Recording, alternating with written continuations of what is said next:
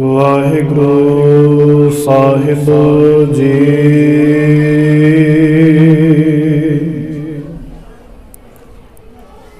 ਆਪ ਨਾਰਾਇਣ ਕਲਾ ਧਾਰ,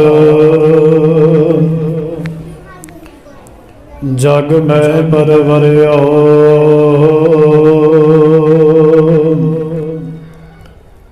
ਨਿਰੰਕਾਰ ਅਕਾਰ ਜੋਤ, ਜਗ ਮੰਡਲ ਕਰਿਓ। ਗਿਆਨ ਧਿਆਨ ਕਿਛ ਕਰਮ ਨ ਜਾਨਾ, ਨਾਹਨ ਨਿਰਮਲ ਕਰਨੀ। ਸਾਧ ਸੰਗਤ ਕੈ ਅੰਚਲ ਲਾਵਹੁ, ਬਿਖਮ ਨਦੀ ਜਾਏ ਤਰਨੀ। ਗਿਆਨ ਅੰਜਨ ਗੁਰ ਦੀਆ, ਅਗਿਆਨ ਅੰਧੇਰ ਬਿਨਾਸ਼। ਹਰ ਕਿਰਪਾ ਤੇ ਸੰਤ ਭੇਟਿਆ, ਨਾਨਕ ਮਨ ਪਰਗਾਸ। ਡੰਡਾਉਤ ਬੰਧਨ ਅਨਕ ਬਾਰ, ਸਰਬ ਕਲਾ ਸਮਰੱਥ। ਡੋਲਨ ਤੇ ਰਾਖੋ ਪ੍ਰਭੂ, ਨਾਨਕ ਦੇ ਕਰ ਹੱਥ।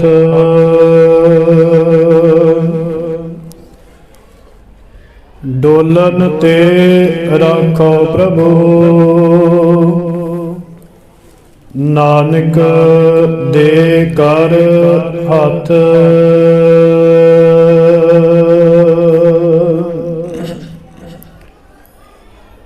ਧੰਨ ਧੰਨ ਧੰਨ ਸਤਿਗੁਰੂ, ਚਵਰ ਤਖਤਾਂ ਦੇ ਮਾਲਕ,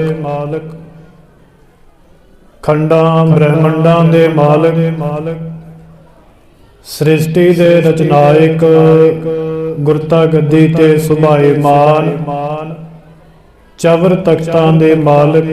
ਧੰਨ ਧੰਨ ਧੰਨ ਸਤਿਗੁਰੂ ਸ਼੍ਰੀ ਗੁਰੂ ਗ੍ਰੰਥ ਸਾਹਿਬ ਜੀ ਮਹਾਰਾਜ।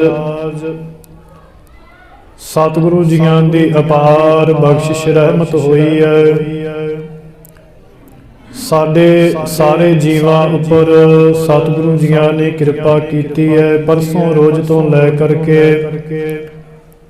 ਧੁਰ ਕੀ ਬਾਣੀ ਆਈ, ਤਿੰਨ ਸਗਲੀ ਚਿੰਤ ਮਿਟਾਈ ਦੇ ਸ੍ਰੀ ਅਖੰਡ ਜਾਪ ਪ੍ਰਾਰੰਭ ਸਨ। ਇਸ ਵਕਤ ਸਤਿਗੁਰੂ ਜੀਆਂ ਦੀ ਕਿਰਪਾ ਸਦਕਾ ਨਿਰਵਿਘਨਤਾ ਸਹਿਤ ਭੋਗ ਪਏ ਨੇ। ਉਪਰੰਤ ਗੁਰੂ ਚਰਨਾਂ ਅੰਦਰ ਅਰਦਾਸ ਬੇਨਤੀ, ਸਤਿਗੁਰੂ ਜੀਆਂ ਨੇ ਪਾਵਨ ਉਪਦੇਸ਼ ਬਖਸ਼ਿਸ਼ ਕੀਤੇ ਹਨ। ਆਪ ਸਰਬੱਤ ਸੰਗਤਾਂ ਧੰਨ ਧੰਨ ਧੰਨ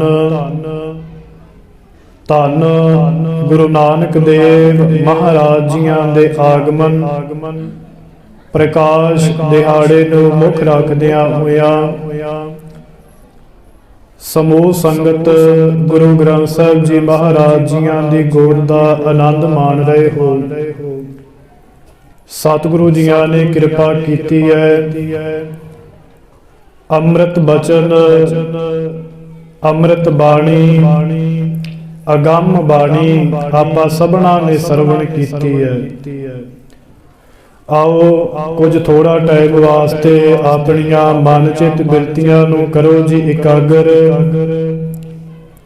ਸਤਿਗੁਰੂ ਜੀਆਂ ਦੇ ਚਰਨਾਂ ਦੇ ਵਿੱਚ ਆਪਣਾ ਸੀਸ ਨਿਵਾਈਏ। ਧੰਨ ਕਲ ਤਾਰਨ ਗੁਰੂ ਨਾਨਕ ਦੇ ਮਹਾਰਾਜ ਜੀਆਂ ਦੇ ਚਰਨਾਂ ਦੇ ਅੰਦਰ ਸੀਸ ਨਿਵਾ ਕਰਕੇ ਸਤਿਗੁਰੂ ਜੀ ਦੀਆਂ ਬਖਸ਼ਾਂ ਪ੍ਰਾਪਤ ਕਰੀਏ ਕਿ ਜੋ ਅੰਮ੍ਰਿਤ ਬੂੰਦ ਦਾ ਸਾਗਰ ਹੈ ਉਹ ਪ੍ਰਮਾਤਮਾ ਵਾਹਿਗੁਰੂ ਸਾਨੂੰ ਵੀ ਉਸ ਸਾਗਰ ਦੇ ਵਿੱਚੋਂ ਕੋਈ ਇੱਕ ਬੂੰਦ ਹੀ ਨਾਮ ਦੀ ਮਿਲ ਜਾਵੇ, ਅਸੀਂ ਵੀ ਗੁਰੂ ਦੇ ਚਰਨਾਂ ਦੇ ਵਿੱਚ ਜੁੜ ਕਰਕੇ ਸਤਿਗੁਰੂ ਜੀਆਂ ਨੂੰ ਯਾਦ ਕਰੀਏ। ਅੱਜ ਦਾ ਦਿਨ ਸਤਿਗੁਰੂ ਜੀਆਂ ਨੇ ਪ੍ਰਕਾਸ਼ ਧਾਰਿਆ। ਤਿੰਨ ਕੁ ਗੱਲਾਂ ਆਪਾਂ ਵਾਚਨਾ ਕਰਾਂਗੇ ਕਿ ਗੁਰੂ ਨਾਨਕ ਦੇ ਮਹਾਰਾਜ ਜੀਆਂ ਨੂੰ ਪ੍ਰਕਾਸ਼ ਕਿਉਂ ਧਾਰਨਾ ਪਿਆ, ਤੇ ਗੁਰੂ ਨਾਨਕ ਦੇ ਮਹਾਰਾਜ ਜੀਆਂ ਦੇ ਪਿੰਡ ਉਥੋਂ ਦੇ ਕੀ ਹਾਲਾਤ ਸੀ ਤੇ ਦੁਨੀਆ ਦਾ ਕੀ ਹਾਲਾਤ ਸੀ। ਇਹਨਾਂ ਤਿੰਨਾਂ ਕੁ ਗੱਲਾਂ ਨੂੰ ਮੁੱਖ ਰੱਖਦਿਆਂ ਹੋਇਆ ਆਪਾਂ ਵਿਚਾਰ ਕਰਾਂਗੇ। ਸੋ ਅੱਧੇ ਕੁ ਘੰਟੇ ਦਾ ਸਮਾਂ ਹੈ। ਆਓ ਸਰਬੱਤ ਸੰਗਤਾਂ ਗੁਰੂ ਚਰਨਾਂ ਵਿੱਚ ਹਾਜ਼ਰੀ ਲਗਵਾਈਏ, ਫਿਰ ਵਿਚਾਰ ਪ੍ਰਾਰੰਭ ਕਰੀਏ। ਸਰਬੱਤ ਸੰਗਤਾਂ ਅਸੀਸ ਬਖਸ਼ਿਸ਼ ਕਰੋ ਜੀ। ਧੰਨ ਗੁਰੂ ਗੋਬਿੰਦ ਸਿੰਘ ਸਾਹਿਬ ਮਹਾਰਾਜ ਜੀਆਂ ਦੀ ਬੁਲਾਈ ਹੋਈ ਫਤਿਹ। ਸਰਬੱਤ ਸੰਗਤ ਦੀ ਸਿਮਰਨ ਕਰੋ, ਆਖੋ ਜੀ ਵਾਹਿਗੁਰੂ ਜੀ ਕਾ ਖਾਲਸਾ, ਵਾਹਿਗੁਰੂ ਜੀ ਕੀ ਫਤਿਹ।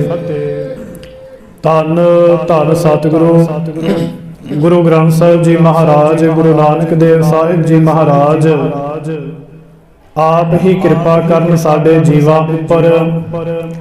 ਆਪ ਹੀ ਸਤਿਗੁਰੂ ਜੀ ਰਹਿਮਤਾਂ ਕਰਨ ਸਾਡੇ ਕੋਲੋਂ। ਆਪ ਹੀ ਆਪਣੀ ਵਡਿਆਈ ਸੋਭਾ ਜਿਹੜੀ ਉਹ ਕਰਵਾ ਲੈਣ। ਸਤਿਗੁਰੂ ਕਿਰਪਾ ਕਰਨ ਇਸ ਧਰਤੀ ਦੇ ਉੱਪਰ ਗੁਰੂ ਨਾਨਕ ਦੇ ਮਹਾਰਾਜ ਜੀਆਂ ਤੇ ਆਉਣ ਤੋਂ ਪਹਿਲਾਂ ਦਾ ਸਮਾਂ ਜਿਹੜਾ ਉਹ ਕਿਵੇਂ ਦਾ ਹੈ, ਕਿਉਂਕਿ ਕਲਯੁਗ ਦਾ ਸਮਾਂ ਦੱਸਿਆ ਜਾਂਦਾ ਹੈ। ਸਾਨੂੰ ਤਿੰਨ ਪ੍ਰਮਾਣ ਮਿਲਦੇ ਨੇ ਕਿ ਜਿੱਥੋਂ ਸਾਨੂੰ ਪਤਾ ਲੱਗਦਾ ਹੈ ਉਸ ਸਮੇਂ ਦੇ ਹਾਲਾਤ ਕੀ ਨੇ। ਕਵੀ ਭਾਈ ਸੰਤੋਖ ਸਿੰਘ ਜੀ ਚੂੜਾਮਣੀ, ਦੂਸਰੇ ਨੰਬਰ ਤੇ ਭਾਈ ਗੁਰਦਾਸ ਜੀ ਤੇ ਤੀਸਰੇ ਨੰਬਰ ਤੇ ਗੁਰੂ ਨਾਨਕ ਦੇ ਮਹਾਰਾਜ ਜੀਆਂ ਦੀ ਪਾਵਨ ਪਵਿੱਤਰ ਗੁਰਬਾਣੀ। ਪਾਵਨ ਪਵਿੱਤਰ ਗੁਰਬਾਣੀ ਦਾ ਉਪਦੇਸ਼ ਹੈ, ਕਲ ਮਲ ਹੋਈ ਮੇਦਨੀ, ਅਰਦਾਸ ਕਰੇ ਲਿਵ ਲਾਏ। ਸਤਿਗੁਰੂ ਬਖਸ਼ਿਸ਼ਾਂ ਕਰ ਰਹੇ ਨੇ ਕਿ ਇਸ ਧਰਤੀ ਦੇ ਉੱਪਰ ਬਹੁਤ ਜ਼ਿਆਦਾ ਕਹਿਰ ਵਰਤ ਰਿਹਾ, ਕਿਉਂਕਿ ਰਾਜੇ ਪਰਜਾ ਨੂੰ ਖਾਣ ਲੱਗ ਗਏ ਤੇ ਇੱਕ ਜਿਹੜਾ ਬਾਗ ਦਾ ਮਾਲੀ ਹੁੰਦਾ ਹੈ ਉਹ ਹੀ ਬਾਗ ਦੇ ਉਜਾੜੇ ਵੱਲ ਨੂੰ ਤੁਰ ਪਏ, ਤੇ ਇਸ ਤੋਂ ਵੱਡਾ ਪਾਪ ਕੀ ਹੋ ਸਕੇਗਾ। ਰਾਜੇ ਹੁੰਦੇ ਨੇ ਦੁਨੀਆ ਦੀ ਹਿਫਾਜ਼ਤ ਕਰਨ ਦੇ ਵਾਸਤੇ, ਜਾਂ ਜਿਹੜੇ ਧਰਮੀ ਲੋਕ ਧਰਮ ਦਾ ਚੋਲਾ ਪਹਿਨ ਕਰਕੇ ਪਾਪ ਕਰ ਰਹੇ ਸੀ। ਇਸ ਧਰਤੀ ਦੇ ਉੱਪਰ ਕਹਿਰ ਵਰਤ ਰਿਹਾ ਸੀ। ਬਾਬਰ ਦੇ ਸਮੇਂ ਉੱਪਰ ਕਿਸੇ ਦਾ ਕੋਈ ਮੁੱਲ ਨਹੀਂ। ਮਨੁੱਖਾਂ ਦੇ ਚੀਥੜੇ ਖਿਲਾਰ ਕਰਕੇ ਸੁੱਟ ਦਿੱਤੇ। ਇਹ ਜਿਹੜਾ ਸਰੀਰ ਹੈ, ਜਿਹੜਾ ਸਾਨੂੰ 84 ਜੂਨਾਂ ਭੁਗਤ ਕਰਕੇ ਬਾਅਦ ਦੇ ਵਿੱਚ ਪ੍ਰਾਪਤ ਹੋਇਆ, 84 ਲੱਖ ਭਰਮਾਉਣ ਤੋਂ ਬਾਅਦ ਸਾਡੇ ਚੰਗੇ ਕਰਮਾਂ ਦਾ ਕਹਿ ਲਈਏ ਸਾਨੂੰ ਪ੍ਰਾਪਤੀ ਹੋਈ। ਕਿਸੇ ਨੇ ਵੀ ਸਾਰ ਨਹੀਂ ਕੀਤੀ ਉਸ ਸਮੇਂ ਦੀ ਹਕੂਮਤ ਨੇ, ਤੇ ਜਿਹੜੇ ਉਹ ਪਰਮਾਤਮਾ ਦਾ ਨਾਮ ਜਪਣ ਵਾਲੇ ਉਹਨਾਂ ਉੱਤੇ ਵੀ ਤਸ਼ੱਦਦ ਕੀਤੀ ਗਈ। ਉਹਨਾਂ ਨੂੰ ਵੀ ਕਈ ਤਰ੍ਹਾਂ ਦਾ ਜਿਹੜਾ ਤਸੀਹੇ ਦਿੱਤੇ ਗਏ। ਆਪਾਂ ਇਹ ਸ਼ਬਦ ਵਰਤ ਲਈਏ। ਗੁਰੂ ਨਾਨਕ ਦੇ ਮਹਾਰਾਜ ਜੀਆਂ ਨੇ ਆਉਣ ਤੋਂ ਪਹਿਲਾਂ ਪਰਮਾਤਮਾ ਨੇ ਇੱਥੇ ਇੱਕ ਨਹੀਂ ਬਹੁਤ ਜੋਗੀ ਪੈਗੰਬਰਾਂ ਨੂੰ ਭੇਜਿਆ, ਜੋ ਉਸ ਪਰਮਾਤਮਾ ਦਾ ਨਾਮ ਜਪਾਉਣ ਵਾਸਤੇ, ਪਰਮਾਤਮਾ ਦੀ ਵਡਿਆਈ ਕਰਨ ਵਾਸਤੇ ਆਏ ਸਨ। ਪਰ ਹੋਇਆ ਕੀ ਹੈ, ਉਹਨਾਂ ਕੀ ਕੀਤਾ ਆਣ ਕੇ ਕਿ ਆਪਣੀ ਸੋਭਾ ਜਿਹੜੀ ਉਹੀ ਕਰਵਾਉਣ ਲੱਗ ਗਏ। ਜੋੜਨਾ ਸੀ ਮਨੁੱਖਾਂ ਨੂੰ ਪਰਮਾਤਮਾ ਦੇ ਨਾਲ, ਤੇ ਆਣ ਕਰਕੇ ਆਪ ਆਪਣੀ ਯੋਗ ਸਿੱਧਤਾ ਦੇ ਨਾਲ, ਕਰਾਮਾਤਾਂ ਦੇ ਨਾਲ ਲੋਕਾਂ ਨੂੰ ਡਰਾਉਣ ਲੱਗ ਗਏ, ਧਮਕਾਉਣ ਲੱਗ ਗਏ। ਲੋਕਾਂ ਨੂੰ ਇਹ ਸਿੱਖਿਆ ਦਿੱਤੀ ਕਿ ਪਰਮਾਤਮਾ ਅਸੀਂ ਆ। ਆਪਣੇ ਆਪ ਨੂੰ ਪਰਮਾਤਮਾ ਮੰਨ ਕਰਕੇ ਬੈਠ ਗਏ। ਜਦੋਂ ਇਹ ਸਾਰਾ ਕੁਝ ਹੋਇਆ, ਧਰਤੀ ਦੇ ਉੱਪਰ ਕਹਿਰ ਵਰਤਦਾ ਜਾ ਰਿਹਾ। ਕਲ ਮਲ ਹੋਈ ਮੇਦਨੀ, ਅਰਦਾਸ ਕਰੇ ਲਿਵ ਲਾਏ। ਹੁਣ ਕਈ ਕਹਿ ਦਿੰਦੇ ਆ ਜੀ ਧਰਤੀ ਨੇ ਕਿਵੇਂ ਅਰਦਾਸ ਕੀਤੀ। ਸਾਧ ਸੰਗਤ ਇਹ ਵੀ ਧਰਤੀ ਵੀ ਜੂਨ ਹੈ, ਪਹਾੜ ਵੀ ਜੂਨ ਹੈ, ਪੱਥਰ ਵੀ ਜੂਨ ਹੈ, ਇਹ ਸਾਰੇ ਜੂਨਾਂ ਦੇ ਵਿੱਚ ਆਉਂਦੇ ਨੇ। ਧਰਤੀ ਜਦੋਂ ਭੈ ਭੀਤ ਹੋ ਜਾਂਦੀ ਹੈ, ਧਰਤੀ ਉੱਪਰ ਪਾਪ ਜ਼ਿਆਦਾ ਵੱਧ ਜਾਂਦਾ ਹੈ। ਧਰਤੀ ਦੇ ਉੱਪਰ ਜਦੋਂ ਕਹਿਰ ਵਰਤਦਾ ਹੈ ਨਾ, ਇਹ ਵੀ ਆਪਣੇ ਵਾਂਗੂ ਅਰਦਾਸ ਕਰਦੀ ਹੈ। ਜਿਵੇਂ ਆਪਾਂ ਸਤਿਗੁਰੂ ਜੀ ਗੁਰੂ ਨਾਨਕ ਦੇਵ ਮਹਾਰਾਜ ਜੀਆਂ ਪਾਸੋਂ ਝੋਲੀਆਂ ਭਰ ਕਰਕੇ ਮੰਗਦੇ ਆ ਨਾ, ਮਹਾਰਾਜ ਕਹਿੰਦੇ ਨੇ ਇਹ ਵੀ ਅਰਦਾਸ ਕਰਦੀ ਹੈ। ਕਲ ਮਲ ਹੋਈ ਮੇਦਨੀ, ਅਰਦਾਸ ਕਰੇ ਲਿਵ ਲਾਏ, ਮੇਦਨੀ ਤੋਂ ਭਾਵ ਧਰਤੀ। ਸਾਡੀਆਂ ਬਹੁਤ ਮੰਗਾਂ ਨੇ ਗੁਰੂ ਗਾੜੀ, ਸਾਨੂੰ ਆ ਵੀ ਚਾਹੀਦਾ, ਆ ਵੀ ਚਾਹੀਦਾ। ਧਰਤੀ ਦੀਆਂ ਬਹੁਤ ਮੰਗਾਂ ਨੇ। ਜਦੋਂ ਕਹਿਰ ਹੁੰਦਾ ਹੈ ਕਿ ਫਿਰ ਅਰਦਾਸ ਕਰਦੀ ਕੋਈ ਮਹਾਂਪੁਰਸ਼, ਕੋਈ ਭਗਤ, ਕੋਈ ਗੁਰੂ ਦਾ ਪਿਆਰਾ ਐਸਾ ਆਵੇ ਜਿਹੜਾ ਇਸ ਨੂੰ ਤਾਰ ਦੇਵੇ। ਜਦੋਂ ਸੁੱਕ ਜਾਂਦੀ ਹੈ ਤੇ ਫਿਰ ਇਹ ਅਰਦਾਸ ਕਰਦੀ ਹੈ ਕਿ ਮੈਂ ਹਰੀ ਭਰੀ ਹੋਵਾਂ ਮੀਂਹ ਵਾਸਤੇ, ਪਾਣੀ ਮਿਲੇ, ਪਾਣੀ ਦੀ ਜ਼ਰੂਰਤ ਹੈ। ਜਦੋਂ ਅਰਦਾਸ ਹੋਈ, ਭਗਤਾਂ ਦੀ ਅਰਦਾਸ ਹੋਈ, ਕਿਉਂਕਿ ਆਪਾਂ ਅਜੇ ਥੋੜੇ ਦਿਨ ਹੋਏ ਨੇ ਭਗਤ ਨਾਮਦੇਵ ਜੀਆਂ ਦਾ ਆਪਾਂ ਪ੍ਰਕਾਸ਼ ਜਨਮ ਦਿਨ ਮਨਾਇਆ। ਉਹ ਭਗਤਾਂ ਦੀ ਜਦੋਂ ਅਰਦਾਸ ਹੋਈ, ਕਿਉਂਕਿ ਭਗਤ ਨਾਮਦੇਵ ਜੀ ਗੁਰੂ ਨਾਨਕ ਦੇਵ ਜੀ ਤੋਂ ਕਾਫੀ ਸਮਾਂ ਪਹਿਲਾਂ ਇਸ ਦੁਨੀਆ ਦੇ ਉੱਪਰ ਵਿਚਰ ਰਹੇ ਸਨ। ਕੱਪੜੇ ਦਾ ਕੰਮ ਹੈ, ਸ਼ਿੰਬਾ ਜਾਤ ਹੈ, ਕੱਪੜੇ ਦਾ ਕੰਮ ਕਰਦੇ ਨੇ। ਕੱਪੜੇ ਦਾ ਕੰਮ ਕਰਦੇ ਨੇ ਤੇ ਨਾਲ ਜਪਦੇ ਨੇ ਰਾਮ ਰਾਮ, ਉਹ ਪ੍ਰਮਾਤਮਾ ਗੋਬਿੰਦ ਦਾ ਨਾਮ। ਸਮੇਂ ਦੀ ਹਕੂਮਤ ਕਹਿੰਦੀ ਹੈ ਪ੍ਰਮਾਤਮਾ ਨਹੀਂ, ਨਾਮ ਨਹੀਂ ਜਪਣਾ। ਇੱਕ ਕਿਰਤੀ ਸਿੱਖ ਸੋ ਖੈਰ ਅੱਜ ਤੇ ਕਿਰਤ ਕਰਦਿਆਂ ਵੀ ਨਾਮ ਕਿੱਥੇ, ਵਿਹਲੇ ਬੈਠੇ ਵੀ ਆਪਾਂ ਗੁਰੂ ਨਾਨਕ ਸਾਹਿਬ ਜੀ ਦਾ ਨਾਮ ਨਹੀਂ ਜਪਦੇ। ਉਹਨਾਂ ਦੇ ਉੱਪਰ ਤਰਸ਼ੱਦਦ ਕੀਤੀ ਗਈ, ਕਿਉਂਕਿ ਵਰਨ ਜਿਹੜੇ ਸੀ 4 ਵਰਨਾਂ ਦੇ ਵਿੱਚ ਵੰਡ ਦਿੱਤੇ। ਤੇ ਇਹ ਜਿਹੜੇ ਗਰੀਬ ਜਿਨ੍ਹਾਂ ਨੂੰ ਕਿਹਾ ਜਾਂਦਾ ਸੀ, ਮਾੜੀ ਜਾਤੀ ਦੇ ਲੋਕ ਕਿਹਾ ਜਾਂਦਾ ਸੀ ਜਿਨ੍ਹਾਂ ਨੂੰ, ਉਹਨਾਂ ਦੀ ਪੁਕਾਰ ਫਿਰ ਗੁਰੂ ਨਾਨਕ ਮਹਾਰਾਜ ਪਰਮਾਤਮਾ ਨੇ ਸੁਣੀ। ਭਗਤ ਨਾਮਦੇਵ ਜੀ ਜਦੋਂ ਮੰਦਿਰ ਦੇ ਵਿੱਚ ਗਏ, ਛਿੰਬਾ ਜਾਤ ਹੈ, ਫਿਰ ਭਗਤ ਨਾਮਦੇਵ ਜੀਆਂ ਨੇ ਇਹ ਅਰਦਾਸ ਕੀਤੀ ਹੈ ਕਿ ਹਸਤ ਖੇਲਤ ਤੇਰੇ ਦੇਹੁਰੇ ਆਇਆ, ਕਿ ਪ੍ਰਮਾਤਮਾ ਮੈਂ ਤੇ ਹੱਸਦਾ ਖੇਡਦਾ ਤੇਰੇ ਘਰ ਦੇ ਵਿੱਚ ਆਇਆ ਸੀ, ਪਰ ਕੀ ਹੈ ਹੀਨੜੀ ਜਾਤ ਮੇਰੀ ਜਾਤ ਮਰਾਇਆ। ਹੀਨੜੀ ਜਾਤ ਦੇ ਕਾਰਨ ਹਸਤ ਖੇਲਤ ਤੇਰੇ ਦੇਹੁਰੇ ਆਇਆ, ਭਗਤ ਕਰ ਨਾਮਾ ਪਗਰ ਉਠਾਇਆ। ਇੱਕ ਭਗਤੀ ਕਰਦਾ ਹੈ ਜਿਹੜਾ ਪਰਮਾਤਮਾ ਦਾ ਨਾਮ ਜਪਦਾ ਹੈ, ਉਹਨੂੰ ਪੈਰ ਦੇ ਠੁੱਡੇ ਨਾਲ ਉਠਾ ਦਿੱਤਾ ਕਿ ਤੇਰੀ ਜਿਹੜੀ ਜਾਤ ਹੈ ਉਹ ਨੀਵੀਂ ਤੋਂ ਮੰਦਿਰ ਦੇ ਵਿੱਚ ਨਹੀਂ ਬੈਠ ਸਕਦਾ। ਉਹ ਭਗਤ ਦੀ ਪੁਕਾਰ ਹੈ ਗੁਰੂ ਨਾਨਕ ਦੇਵ ਮਹਾਰਾਜ ਜੀਆਂ ਨੂੰ, ਪਰਮਾਤਮਾ ਨੂੰ। ਹੀਨੜੀ ਜਾਤ ਮੇਰੀ ਜਾਤ ਮਰਾਇਆ, ਸ਼ੀਬੇ ਕੇ ਜਨਮ ਕਾਹੇ ਕੋ ਆਇਆ। ਕਹਿੰਦਾ ਪ੍ਰਮਾਤਮਾ ਵਾਹਿਗੁਰੂ, ਜੇ ਮੈਂ ਇੰਨਾ ਹੀ ਮਾੜਾ, ਮੈਂ ਸ਼ੀਂਬਿਆਂ ਦੇ ਘਰ ਦੇ ਵਿੱਚ ਪੈਦਾ ਹੀ ਕਿਉਂ ਹੋਇਆ।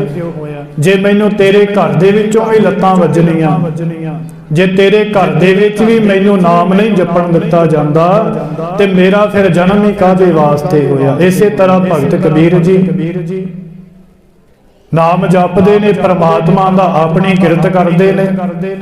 ਸਮੇਂ ਦੀ ਹਕੂਮਤ ਨੇ ਪੈਰਾਂ ਨੂੰ ਬੇੜੀਆਂ, ਹੱਥਾਂ ਨੂੰ ਬੇੜੀਆਂ ਲਾ ਕਰਕੇ ਨਦੀ ਦੇ ਵਿੱਚ ਸੁੱਟ ਦਿੱਤਾ।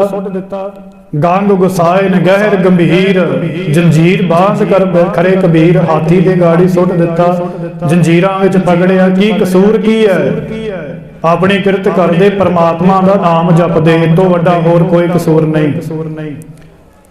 ਮਨ ਨਾ ਡਿਗੇ ਤਨ ਕਾਹੇ ਕੋ ਡਰਾਏ, ਚਰਨ ਕਮਲ ਚਿਤ ਰਹਿਓ ਸਮਾਏ। ਤੇ ਕਿਤੇ ਮਨ ਜਿਹੜਾ ਡੋਲਦਾ ਨਹੀਂ, ਪਰਮਾਤਮਾ ਦੇ ਨਾਲ ਇਕਮਿਕ ਹੋਇਆ। ਜਦੋਂ ਭਗਤਾਂ ਦੀ ਪੁਕਾਰ, ਧਰਤੀ ਦੀ ਪੁਕਾਰ, ਗਰੀਬਾਂ ਦੀ ਪੁਕਾਰ ਉਹ ਪਰਮਾਤਮਾ ਦੇ ਚਰਨਾਂ ਦੇ ਵਿੱਚ ਪਹੁੰਚੀ ਨਾ, ਫਿਰ ਪਰਮਾਤਮਾ ਨੇ ਇੱਥੇ ਫਿਰ ਆਪਾਂ ਕਹਿ ਲਈਏ ਕਿ ਕੋਈ ਭਰੋਸਾ ਦਿੱਤਾ, ਕੋਈ ਧਰਵਾਸਾ ਦਿੱਤਾ। ਕਲ ਮਲ ਹੋਈ ਮੇਦਨੀ, ਅਰਦਾਸ ਕਰੇ ਲਿਵ ਲਾਏ। ਸਤਿਗੁਰੂ ਅੱਗੇ ਕਹਿੰਦੇ ਨੇ, ਸੱਚਾ ਸੁਣਿਆ ਕੰਨ ਦੇ, ਧੀਰਕ ਦੇਵੈ ਸਹਿਜ ਸੁਭਾਏ। ਉਹਨੇ ਸੁਭਾਅ ਦੇ ਅਨੁਸਾਰ ਧੀਰਜ ਦਿੱਤਾ, ਕਿਉਂਕਿ ਜੁਗਾ ਜੁਗੰਤਰਾਂ ਤੋਂ ਉਹ ਪ੍ਰਮਾਤਮਾ ਸਾਨੂੰ ਵਡਿਆਈਆਂ, ਸਾਨੂੰ ਦਾਤਾਂ ਬਖਸ਼ਦਾ ਹੈ। ਗੁਰੂ ਨਾਨਕ ਦੇਵ ਮਹਾਰਾਜ ਜੀਆਂ ਦੀ ਆਪ ਬਾਣੀ ਪੜ੍ਹਦੇ ਹੋ ਹਰ ਰੋਜ਼, ਸਤਿਗੁਰੂ ਉੱਥੇ ਵੀ ਕਿਰਪਾ ਕਰਦੇ ਨੇ। ਜਪਜੀ ਸਾਹਿਬ ਦੇ ਅੰਦਰ ਦੇਂਦਾ ਦੇ ਲੈਂਦੇ ਥੱਕ ਪਾਹੇ, ਜੁਗਾ ਜੁਗੰਤਰ ਖਾਹੀ ਖਾਏ। ਜੁਗਾ ਜੁਗੰਤਰਾਂ ਤੋਂ ਸਤਿਗੁਰੂ ਜਦੋਂ ਇਹ ਪੁਕਾਰ ਜਿਹੜੀ ਹੈ ਪਰਮਾਤਮਾ ਦੇ ਦਰ ਤੇ ਉੱਪਰ ਜਾਂਦੀ ਹੈ, ਪਰਮਾਤਮਾ ਸੁਣਦਾ ਹੈ, ਫਿਰ ਪਰਮਾਤਮਾ ਧਰਵਾਸਾ ਦਿੰਦਾ ਹੈ। ਫਿਰ ਗੁਰੂ ਦੇ ਪਿਆਰਿਆਂ ਨੂੰ, ਗੁਰੂ ਦੇ ਭਗਤਾਂ ਨੂੰ ਇਹ ਪਤਾ ਲੱਗਦਾ ਹੈ ਕਿ ਹੁਣ ਪਰਮਾਤਮਾ, ਕਿਉਂਕਿ ਇੱਥੇ ਸੁਣੀ ਪੁਕਾਰ ਦਾਤਾਰ ਪ੍ਰਭ, ਫਿਰ ਪਰਮਾਤਮਾ ਵਾਹਿਗੁਰੂ ਨੇ ਬੇਨਤੀ ਕਬੂਲ ਕੀਤੀ, ਸੁਣੀ। ਕਿਉਂਕਿ ਜਦੋਂ ਕੋਈ ਜ਼ਿਆਦਾ ਜੁਰਮ ਹੋਣ ਲੱਗ ਜੇ ਨਾ ਆਪਣੇ ਘਰ ਦੇ ਉੱਪਰ, ਆਪਾਂ ਵੀ ਫਿਰ ਵੱਡੇ ਕਿਸੇ ਅਫਸਰ ਨੂੰ ਬੁਲਾਉਂਦੇ ਆ ਕਿ ਹੁਣ ਸਰਦਾ ਨਹੀਂ, ਹੁਣ ਨਹੀਂ ਕੰਮ ਚੱਲਦਾ, ਹੁਣ ਤੈਨੂੰ ਆਉਣਾ ਪੈਣਾ। ਫਿਰ ਉਹ ਪਰਮਾਤਮਾ ਪਹਿਲਾਂ ਤੇ ਭਗਤ ਭੇਜਦਾ ਰਿਹਾ, ਆਪਣੇ ਸੇਵਕ, ਉਹਨਾਂ ਨੇ ਮਨੁੱਖਾਂ ਨੂੰ ਆਪਣੇ ਨਾਮ ਦੇ ਨਾਲ ਜੋੜਿਆ। ਹੁਣ ਪਰਮਾਤਮਾ ਨੇ ਇਹ ਧਰਵਾਸਾ ਦਿੱਤਾ ਹੈ ਕਿ ਮੈਂ ਆਪ ਆਪਣਾ ਰੂਪ ਧਾਰਨ ਕਰਕੇ ਇਸ ਮਾਤ ਲੋਕ ਦੇ ਉੱਪਰ ਪ੍ਰਕਾਸ਼ਮਾਨ ਪ੍ਰਗਟ ਹੋਵਾਂਗਾ। ਕਿਉਂਕਿ ਇਥੋਂ ਦੀ ਜਿਹੜੀ ਦੁਰਦਸ਼ਾ ਹੈ, ਕੱਲ ਆਈ ਕੁੱਤੇ ਮੋਹੀ ਖਾਜ ਹੋਆ ਮੁਰਦਾਰ ਗੁਸਾਈ। ਭਾਈ ਗੁਰਦਾਸ ਜੀ ਕਹਿੰਦੇ ਨੇ ਕੱਲ ਆਏ ਕੁੱਤੇ ਮੋਹੀ ਖਾਜ ਹੋਆ ਮੁਰਦਾਰ ਗੁਸਾਈ, ਕਿ ਕਲਯੁਗ ਸ੍ਰਿਸ਼ਟੀ ਦੇ ਜਿਵੇਂ ਕੁੱਤੇ ਮੋਹੀ ਹੋ ਗਈ ਹੈ ਨਾ, ਇਸੇ ਤਰ੍ਹਾਂ ਦੀ ਬਿਰਤੀ ਹੋ ਗਈ ਇੱਥੇ। ਰਾਜੇ ਪਾਪ ਕਮਾਵੰਦੇ ਉਲਟੀ ਵਾੜ ਖੇਤ ਕੋ ਖਾਈ। ਕਹਿੰਦੇ ਰਾਜੇ ਪਾਪ ਕਮਾਉਂਦੇ ਨੇ, ਉਲਟੀ ਵਾੜ ਜਿਹੜੀ ਉਹੀ ਖੇਤ ਨੂੰ ਖਾਈ ਜਾਂਦੀ। ਜਿਹੜੇ ਰਖਵਾਲੇ ਨੇ ਨਾ ਪਹਿਲਾ ਬਚਨ ਕੀਤੇ, ਉਹੀ ਖੇਤ ਨੂੰ ਖਾਣ ਲੱਗ ਪਈ, ਤੇ ਬਚਾਉਣ ਵਾਲਾ ਉੱਥੇ ਕੌਣ ਹੈ? ਪਰਜਾ ਅੰਧੀ ਗਿਆਨ ਬਿਨ ਕੂੜ ਕੁਸਤ ਮੁਖੋ ਆਲਾਈ। ਪਰਜਾ ਜਿਹੜੀ ਹੈ ਨਾ ਗਿਆਨ ਦੇ ਬਾਜ, ਗਿਆਨ ਹੈ ਨਹੀਂ ਪਰ ਅੰਨੀ ਹੋ ਗਈ। ਤੇ ਕੂੜ ਜਿਹੜਾ ਉਹ ਧਰਮ ਨਾਮ ਦੀ ਕੋਈ ਨਿਸ਼ਾਨੀ ਨਹੀਂ ਰਹੀ। ਧਰਮ ਤੇ ਜਿਹੜਾ ਧਰਤੀ ਦੇ ਹੇਠਾਂ ਹੀ ਦੱਬਿਆ ਗਿਆ। ਧਰਮ ਦੇ ਚੋਲੇ ਪਹਿਨਣ ਵਾਲਿਆਂ ਨੇ ਵੀ ਤਸ਼ੱਦਦ ਕਰਨੇ ਸ਼ੁਰੂ ਕਰ ਦਿੱਤੇ। ਚੇਲੇ ਸਾਜ ਵਜਾਉਂਦੇ ਨੱਚਣ ਗੁਰੂ, ਬਹੁ ਵਿਦ ਭਾਈ ਕਿਦਾਂ ਦਾ ਕਹਿਰ ਵਰਤਿਆ ਕਿ ਚੇਲੇ ਸਾਜ ਵਜਾਉਂਦੇ ਨੇ ਤੇ ਗੁਰੂ ਨੱਚਦਾ ਹੈ। ਇਸ ਤਰ੍ਹਾਂ ਦੀ ਬਿਰਤੀ ਜਦੋਂ ਹੋਈ ਨਾ, ਭਾਰਤ ਦੀ ਦੁਰਦਸ਼ਾ ਹੋਈ। ਰਤਨ ਵਿਗਾੜ ਵਿਗੋਏ ਕੁੱਤੀ ਮੂੰਹਾਂ ਸਾਰ ਨਾ ਕਾਈ। ਜ਼ਾਲਮ ਸਰਕਾਰ ਨੇ ਮਨੁੱਖਾਂ ਦੇ ਸਰੀਰਾਂ ਦੇ ਮੁੱਲ ਕੀ ਪਾਉਣੇ ਸੀ, ਚੀਥੜੇ ਖਲਾਨ ਕਰਕੇ ਸੁੱਟ ਦਿੱਤੇ। ਸਾਰ ਨਹੀਂ ਹੈ ਕਿ ਇੰਨਾ ਕੀਮਤੀ ਮਨੁੱਖਾ ਸਰੀਰ, ਹੀਰੇ ਵਰਗਾ ਅਮੋਲਕ ਹੀਰਾ ਜਿਹੜਾ ਉਹਦੀ ਕਿਸੇ ਨੇ ਸਾਰ ਨਾ ਲਈ। ਫਿਰ ਜਦੋਂ ਅਰਦਾਸ ਪਰਮਾਤਮਾ ਨੇ ਸੁਣਨੀ ਹੈ, ਇੱਕ ਹੋਇਆ ਰਾਜਾ ਬਿਕਰਮ, ਉਹਦਾ ਵੀ ਬੜਾ ਇਹ ਸ਼ਬਦ ਜਿਹੜਾ ਆਪਾਂ ਕਹਿ ਲਈਏ, ਲਾਈਨਾਂ ਕਹਿ ਲਈਏ, ਬੜੀਆਂ ਸੁਣਾਈਆਂ ਜਾਂਦੀਆਂ ਨੇ ਕਿ ਦਇਆ ਝੱਟ ਹੋ ਗਈ ਧਰਮ ਧਸ ਗਇਓ ਧਰਮ ਮੈਂ, ਕਿ ਇਸ ਧਰਤੀ ਦੇ ਉੱਤੋਂ, ਕਿਉਂਕਿ ਜਿੰਨਾ ਤੱਕ ਦਇਆ ਹੈ, ਜਿੱਥੇ ਦਇਆ ਹੈ ਉੱਥੇ ਧਰਮ ਹੈ। ਸਾਡੇ ਜੀਵਾਂ ਦੇ ਵਿੱਚੋਂ ਦਇਆ ਜਿਹੜੀ ਉਹ ਖਤਮ ਹੋ ਚੁੱਕੀ ਹੈ। ਦਇਆ ਰਹੀ ਨਹੀਂ, ਕਿਸੇ ਉੱਤੇ ਤਰਸ ਆਉਂਦਾ ਨਹੀਂ। ਦਇਆ ਝੱਟ ਹੋ ਗਈ ਧਰਮ ਧਸ ਗਇਓ ਧਰਮ ਮੈਂ, ਧਰਮ ਜਿਹੜਾ ਉਹ ਧਸਦਾ ਜਾ ਰਿਹਾ। ਝੂਠ ਬੋਲਤ ਨਰ ਨਾਰ ਪਾਪ ਭਇਓ ਬਰਨ ਮੈਂ। ਝੂਠ ਦਾ ਇੱਥੇ ਜ਼ਿਆਦਾ ਪਸਾਰਾ ਹੈ। ਇੱਕ ਦੂਜੇ ਨੂੰ ਝੂਠ ਬੋਲਤ ਨਰ ਨਾਰ, ਇੱਕ ਪਤੀ ਇੱਕ ਪਤਨੀ ਨੂੰ ਝੂਠ ਮਾਰਦਾ ਹੈ, ਪਤੀ ਪਤੀ ਨੂੰ ਝੂਠ ਮਾਰਦੀ ਹੈ। ਪਾਪ ਭਇਓ ਬਰਨ ਮੈਂ, ਪਾਪ ਜਿਹੜਾ ਹਰ ਥਾਂ ਦੇ ਉੱਪਰ ਖਿਲ ਰਿਹਾ ਹੋਇਆ, ਕੋਈ ਪਤਾ ਹੀ ਨਹੀਂ ਲੱਗਦਾ ਕਿ ਇੱਥੇ ਧਰਮ ਵੀ ਹੈ, ਇੱਥੇ ਕੁਝ ਚੰਗਾ ਵੀ ਹੁੰਦਾ ਹੈ। ਸਾਰਾ ਕੁਝ ਹੀ ਇੱਕਮਿਕ ਹੋ ਗਿਆ, ਨਾ ਕੋਈ ਸੱਚ ਰਿਹਾ ਨਾ ਕੁਝ ਝੂਠ ਰਿਹਾ। ਇਦਾਂ ਦੀ ਹਾਲਾਤ ਜਦੋਂ ਹੋ ਗਏ ਨਾ, ਉਲਟ ਦਾਨ ਜਿਹੜਾ ਹੈ ਨਾ, ਗਜਪਤੀ ਮੰਗਿਆ ਸੀਲ ਸੰਤੋਖ ਕਿਤੇ ਗਇਓ। ਸੀਲ ਜਿਹੜੀ ਸ਼ਰਮ, ਹਜਾ ਆਪਾਂ ਕਹਿ ਲਈਏ, ਸੰਤੋਖ ਧੀਰਜ ਰਹਿ ਨਹੀਂ ਗਿਆ ਕਿਸੇ ਦੇ ਅੰਦਰ। ਹਬਸ਼ੀ ਬਣ ਗਏ ਲੋਕ ਇਸ ਸਮੇਂ। ਪਰਜਾ ਜਿਹੜੀ ਹੈ ਉਹ ਲੋਕਾਂ ਨੂੰ ਹੀ ਖਾਣ ਲੱਗ ਪਈ। ਰਾਜਿਆਂ ਦਾ ਤੇ ਹੁੰਦਾ ਹੈ ਨਾ ਵੰਡਣਾ, ਕਿ ਗਰੀਬ ਲੋਕਾਂ ਨੂੰ ਮਦਦ ਦੇਣੀ, ਵੰਡ ਲੈਣਾ। ਪਰ ਰਾਜੇ ਜਿਹੜੇ ਨੇ ਉਲਟੀ ਵਾੜ ਖੇਤ ਕੋ ਖਾਏ।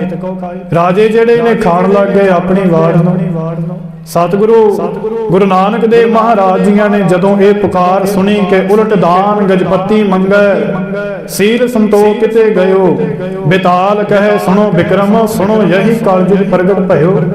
ਕਿ ਹੋਰ ਕਿਹੜਾ ਕਿ ਕਲਯੁਗ ਦੇ ਹੋਰ ਲੱਛਣ ਨੇ, ਇਹੀ ਕਲਯੁਗ ਦੇ ਲੱਛਣ ਨੇ ਜਿਹੜੇ ਜੀਵ ਪਰਮਾਤਮਾ ਦੇ ਨਾਮ ਤੋਂ ਟੁੱਟ ਜਾਣ, ਜਿਹੜੇ ਜੀਵ ਪਰਮਾਤਮਾ ਤੋਂ ਪਰੇ ਹੋ ਜਾਣ, ਪਰਮਾਤਮਾ ਤੋਂ ਆਪਣਾ ਜਿਹੜਾ ਹੈ ਉਹ ਮੁੱਖ ਮੋੜ ਲੈਣ।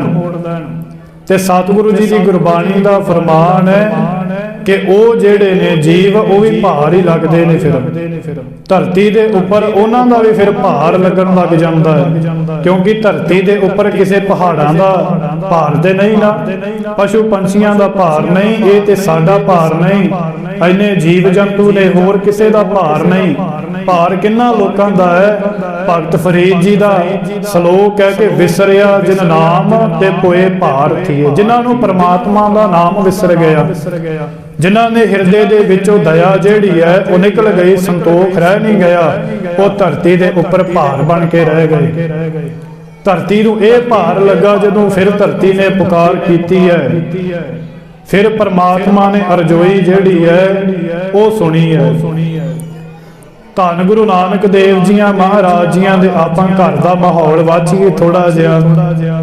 ਆਓ ਮਨ ਬਿਰਤੀਆਂ ਨੂੰ ਕਰੋ ਇਕਾਗਰ, ਉਸ ਘਰ ਤਲਵੰਡੀ ਦੇ ਵਿੱਚ ਆਪਣਾ ਚਿੱਤ ਲੈ ਜਾਈਏ ਕਿ ਮਹਾਰਾਜ ਜੀਆਂ ਦਾ ਪ੍ਰਕਾਸ਼ ਹੋਣਾ ਹੈ। ਸਤਿਗੁਰੂ ਕਿਰਪਾ ਕਰੇ ਸਾਨੂੰ ਜਿਹੜਾ ਪਰਮਾਤਮਾ ਆਪਣੇ ਚਰਨਾਂ ਦੇ ਨਾਲ ਜੋੜ ਕਰਕੇ ਰੱਖੇ। ਜਦੋਂ ਪਰਮਾਤਮਾ ਨੇ ਧੀਰਜ ਦਿੱਤਾ ਨਾ ਕਿ ਹੁਣ ਪਰਮਾਤਮਾ ਦਾ ਪ੍ਰਕਾਸ਼ ਹੋਣਾ ਹੈ ਤੇ ਧਰਤੀ ਦੇ ਉੱਪਰ ਖਿੜਾਵ ਆ ਗਿਆ, ਇੱਕ ਭਗਤਾਂ ਦੇ ਮਨ ਦੇ ਉੱਪਰ ਖਿੜਾਵ ਆ ਗਿਆ ਕਿ ਪਰਮਾਤਮਾ ਨੇ ਗੁਰੂ ਨਾਨਕ ਦਾ ਰੂਪ ਧਾਰਨ ਕਰਕੇ ਇਸ ਧਰਤੀ ਦੇ ਉੱਪਰ ਪੈਦਾ ਹੋਣਾ, ਪ੍ਰਕਾਸ਼ ਹੋਣਾ। ਬਾਬੇ ਨਾਨਕ ਦੇ ਪ੍ਰਕਾਸ਼ ਤੋਂ ਪਹਿਲਾਂ ਬਾਬੇ ਨਾਨਕ ਦੇ ਬਾਬਾ ਦਾਦਾ ਸ਼ਿਵ ਰਾਮ ਦੇ ਘਰ ਜਨਮ ਹੋਇਆ ਹੈ। ਪਾਪਾ ਜਿਹਨੂੰ ਕਹਿੰਦੇ ਆ ਗੁਰੂ ਨਾਨਕ ਦੇਵ ਮਹਾਰਾਜ ਜੀਆਂ ਦੇ ਬਾਬਾ ਕਲਿਆਣ ਦਾਸ ਜਾਂ ਬਾਬਾ ਕਾਲੂ ਜੀ, ਸ਼ਿਵ ਰਾਮ ਜੀ ਜਿਹੜੇ ਨੇ ਗੁਰੂ ਨਾਨਕ ਦੇਵ ਮਹਾਰਾਜ ਜੀਆਂ ਦੇ ਦਾਦਾ ਜੀ ਨੇ। ਬਹੁਤ ਭਗਤੀ ਹੈ, ਬਹੁਤ ਸ਼ਕਤੀ ਹੈ, ਕਿਉਂਕਿ ਜਿੱਥੇ ਗੁਰੂ ਨਾਨਕ ਦੇਵ ਮਹਾਰਾਜ ਜੀਆਂ ਨੇ ਜਨਮ ਲੈਣਾ ਹੈ ਉਹ ਮਾਤਾ ਦੀ ਕਿੰਨੀ ਭਗਤੀ ਹੋਵੇਗੀ ਇਹ ਗੱਲ ਦੇ ਨਾਲ ਵਾਚੀ ਨਹੀਂ ਜਾਣੀ। ਪਿਤਾ ਦੀ ਕਿੰਨੀ ਭਗਤੀ, ਕਿੰਨੀ ਬੰਦਗੀ, ਕਿੰਨੀ ਘਾਲ ਕਮਾਈ ਹੋਵੇਗੀ ਜਿੱਥੇ ਗੁਰੂ ਨਾਨਕ ਬਾਦਸ਼ਾਹਾਂ ਦੇ ਬਾਦਸ਼ਾਹ, ਖੰਡਾਂ ਬ੍ਰਹਮੰਡਾਂ ਦੇ ਮਾਲਕ ਨੇ ਆਪਣਾ ਪ੍ਰਕਾਸ਼ ਧਾਰਨ ਕਰਨਾ ਹੈ। ਕੋਈ ਛੋਟੀ ਮੋਟੀ ਗੱਲ ਨਹੀਂ। ਦਾਦਾ ਸ਼ਿਵ ਰਾਮ ਦੇ ਘਰੇ ਦੋ ਪੁੱਤਰਾਂ ਦਾ ਜਨਮ ਹੁੰਦਾ ਹੈ। ਜਿਹੜੇ ਵੱਡੇ ਨੇ ਗੁਰੂ ਨਾਨਕ ਸਾਹਿਬ ਜੀਆਂ ਦੇ ਪਿਤਾ ਜੀ ਮਹਿਤਾ ਕਾਲੂ ਜੀ, ਬਾਬਾ ਕਾਲੂ ਜੀ, ਕਲਿਆਣ ਦਾਸ ਜੀ, ਤੇ ਜਿਹੜੇ ਛੋਟੇ ਨੇ ਉਹ ਲਾਲੂ ਜੀ ਨੇ। ਇਹਨਾਂ ਦੇ ਘਰ ਦੇ ਅੰਦਰ ਜਦੋਂ ਜਨਮ ਹੋਇਆ ਕੁਝ ਸਮਾਂ ਬੀਤਦਾ ਗਿਆ, ਉਮਰ ਵੱਡੀ ਹੋਣ ਲੱਗੀ ਤੇ ਬਾਬਾ ਸ਼ਿਵ ਰਾਮ ਜੀ ਨੇ ਸੋਚਿਆ ਕਿ ਵੱਡੇ ਪੁੱਤਰ ਦਾ ਜਿਹੜਾ ਆਨੰਦ ਕਾਰਜ ਵਿਆਹ ਕਰ ਦਿੱਤਾ ਜਾਵੇ। ਧੰਨ ਦੇ ਉਹ ਮਾਤਾ ਤੇ ਧੰਨ ਹੀ ਉਹ ਪਿਤਾ। ਆਪਾਂ ਹੁਣੇ ਹੀ ਸਰਵਣ ਕੀਤਾ ਸੀ ਭਾਈ ਸਾਹਿਬ ਜੀ ਪਾਸੋਂ ਅਰਦਾਸ ਦੇ ਵਿੱਚ ਵੀ, ਕਿਉਂਕਿ ਜਿੱਥੇ ਵੀ ਆਪਾਂ ਬੈਠੀਏ ਬੜੇ ਇਕਾਗਰ ਚਿੱਤ ਹੋ ਕਰਕੇ ਕਿ ਸਤਿਗੁਰੂ ਕਿਹੜੇ ਸ਼ਬਦ ਬੋਲ ਰਹੇ ਨੇ, ਕਿਹੜੀ ਧਾਰਾ, ਕਿਹੜੀ ਬੂੰਦ ਸਾਡੇ ਉੱਪਰ ਵਰਸਾ ਰਹੇ ਨੇ। ਧੰਨ ਧੰਨ ਪਿਤਾ, ਧੰਨ ਧੰਨ ਕੁਲ, ਧੰਨ ਧੰਨ ਸੋ ਜਨਨੀ, ਜਿਨ ਗੁਰੂ ਜੜਿਆ ਮਾਏ। ਉਹ ਪਿਤਾ ਵੀ ਧੰਨ ਹੈ, ਉਹ ਮਾਤਾ ਵੀ ਧੰਨ ਹੈ, ਉਹ ਕੁਲ ਵੀ ਧੰਨ ਹੈ, ਉਹ ਧਰਤੀ ਵੀ ਧੰਨ ਨੇ, ਉਹ ਲੋਕ ਵੀ ਧੰਨ ਨੇ ਜਿਹੜੇ ਦਰਸ਼ਨ ਕਰ ਰਹੇ ਨੇ। ਜਦੋਂ ਵਿਆਹ ਹੁੰਦਾ ਹੈ ਨਾ ਬਾਬਾ ਕਾਲੂ ਜੀ ਦਾ ਮਾਤਾ ਤ੍ਰਿਪਤਾ ਦੇ ਨਾਲ, ਐਸੀ ਸ਼ਕਤੀ ਹੈ ਕਿਉਂਕਿ ਆਪਾਂ ਕਿਤੇ ਨਾ ਕਿਤੇ ਆਪਣੇ ਇਤਿਹਾਸ ਤੋਂ ਮੁਨਕਰ ਹੁੰਨੇ ਆ। ਆਪਣਾ ਧਿਆਨ ਜਿਹੜਾ ਹੈ ਨਾ ਜਾਂ ਤੇ ਆਪਾਂ ਸੁਣਨਾ ਹੀ ਨਹੀਂ ਚਾਹੁੰਦੇ ਤੇ ਜਾਂ ਆਪਣਾ ਧਿਆਨ ਨਹੀਂ ਟਿਕਾਉਂਦੇ। ਗੁਰੂ ਨਾਨਕ ਦੇਵ ਮਹਾਰਾਜ ਜੀਆਂ ਤੋਂ ਥੋੜਾ ਜਿਹਾ ਪਿੱਛੇ ਵੀ ਦੇਖੀਏ ਕਿ ਉਦੋਂ ਦਾ ਉਹਨਾਂ ਦੇ ਘਰ ਦੇ ਅੰਦਰ ਕਿੱਦਾਂ ਦਾ ਪ੍ਰਭਾਵ ਸੀ, ਕਿੱਦਾਂ ਦਾ ਜੀਵਨ ਸੀ ਉਹਨਾਂ ਦੇ ਮਾਤਾ ਪਿਤਾ ਦੇ, ਦਾਦਿਆਂ ਦਾ, ਪੜਦਾਦੀਆਂ ਦਾ। ਜਦੋਂ ਆਨੰਦ ਕਾਰਜ ਹੁੰਦਾ ਹੈ ਮਾਤਾ ਤ੍ਰਿਪਤਾ ਦੇ ਨਾਲ, ਬੜੇ ਸੁਸ਼ੀਲ ਨੇ ਮਾਤਾ ਤ੍ਰਿਪਤਾ, ਸੰਤੋਖ ਵਾਲੇ ਨੇ, ਦਇਆ ਹੈ ਹਿਰਦੇ ਦੇ ਅੰਦਰ, ਪਰਮਾਤਮਾ ਦੇ ਨਾਲ ਸੁਰਤ ਜੁੜੀ ਹੋਈ ਹੈ। ਤੇ ਜਦੋਂ ਬਾਬਾ ਕਾਲੂ ਜੀ ਨਾਲ ਸੰਜੋਗ ਮਿਲਿਆ ਤੇ ਹੋਰ ਜਿਹੜਾ ਪਰਮਾਤਮਾ ਦੀ ਬੰਦਗੀ ਕਰਨ ਲੱਗ ਗਏ ਦੋਵੇਂ, ਪਰਮਾਤਮਾ ਨੂੰ ਧਿਆਉਣਾ, ਬੜੇ ਪ੍ਰੇਮ ਦੇ ਨਾਲ ਪਰਮਾਤਮਾ ਦੀ ਬੰਦਗੀ ਕਰਨੀ। ਤੇ ਫਿਰ ਜਦੋਂ ਸਮਾਂ ਬੀਤਦਾ ਗਿਆ ਨਾ, ਇੱਕ ਦਿਨ ਸੋਚਦੇ ਨੇ ਕਿ ਦਾਤ ਵੀ ਜ਼ਰੂਰੀ ਹੈ, ਪਰਮਾਤਮਾ ਦੇ ਕੋਲੋਂ ਪੁੱਤਰ ਧੀ ਦੀ ਦਾਤ ਜਿਹੜੀ ਉਹ ਵੀ ਪ੍ਰਾਪਤ ਕਰਨੀ ਹੈ। ਉਸ ਤੋਂ ਪਹਿਲਾਂ ਇਸ ਤਲਵੰਡੀ ਦੇ ਅੰਦਰ ਬਾਬਾ ਕਾਲੂ ਜੀ ਦਾ ਪਿਆਰ ਜਿਹੜਾ ਸੀ, ਜਿਹੜਾ ਤਲਵੰਡੀ ਦਾ ਸਭ ਤੋਂ ਵੱਡਾ, ਜਿਹਦੇ ਹੱਥ ਦੇ ਵਿੱਚ ਇਹ ਧਰਤੀ ਹੈ ਜ਼ਮੀਨ ਤਲਵੰਡੀ ਦੀ, ਰਾਏ ਬਲਾਰ। ਆਪਾਂ ਕਹਿੰਦੇ ਆ ਰਾਏ ਬਲਾਰ ਦੇ, ਆਪਾਂ ਵੈਸੇ ਸ਼ਬਦ ਵਰਤਦੇ ਆ ਰਾਏ ਭੋਏ ਦੀ ਤਲਵੰਡੀ। ਇਹ ਜਿਹੜਾ ਰਾਏ ਬਲਾਰ ਹੋਇਆ ਨਾ, ਇਹਦਾ ਪੁੱਤਰ ਹੋਇਆ ਰਾਏ ਭੋਏ। ਰਾਏ ਭੋਏ ਦੀ ਤਲਵੰਡੀ ਤਾਂ ਵੱਜਦੀ ਹੈ, ਤਾਂ ਉਹਦਾ ਨਾਮ ਆਪਾਂ ਲੈਨੇ। ਰਾਏ ਬਲਾਰ ਦਾ ਬੜਾ ਪਿਆਰ ਹੈ ਬਾਬਾ ਸ਼ਿਵ ਜਾਮ ਜੀ ਦੇ ਘਰ ਦੇ ਨਾਲ। ਰਾਏ ਬਲਾਰ ਬੜਾ ਪਿਆਰ ਕਰਦਾ ਹੈ ਨਿਮਰਤਾ ਦੇ ਵਿੱਚ ਬਾਬਾ ਕਾਲੂ ਜੀ ਨਾਲ, ਜਿਵੇਂ ਸਕੇ ਭਰਾ ਹੋਣ ਨਾ, ਇੱਕੋ ਕੁੱਖੋਂ ਜਨਮ ਲਿਆ ਹੋਵੇ, ਇਸੇ ਤਰ੍ਹਾਂ ਹੀ ਪਿਆਰ ਕਰਦੇ ਨੇ। ਤੇ ਪਿਆਰ ਦੇ ਵਿੱਚ ਫਿਰ ਪਟਵਾਰੀ ਦੀ ਨੌਕਰੀ, ਜਿੰਨੇ ਵੀ ਪਿੰਡ ਸੀ, ਜਿਨ੍ਹਾਂ ਨੇ ਪਿੰਡਾਂ ਦੀ ਹੱਥ ਦੇ ਵਿੱਚ ਪ੍ਰਬੰਧੀ ਹੀ, ਉਹਨਾਂ ਸਾਰਿਆਂ ਦੀ ਪਟਵਾਰੀ ਜਿਹੜੀ ਇਹਨਾਂ ਬਾਬਾ ਕਾਲੂ ਜੀ ਨੂੰ ਦੇ ਦਿੱਤੀ।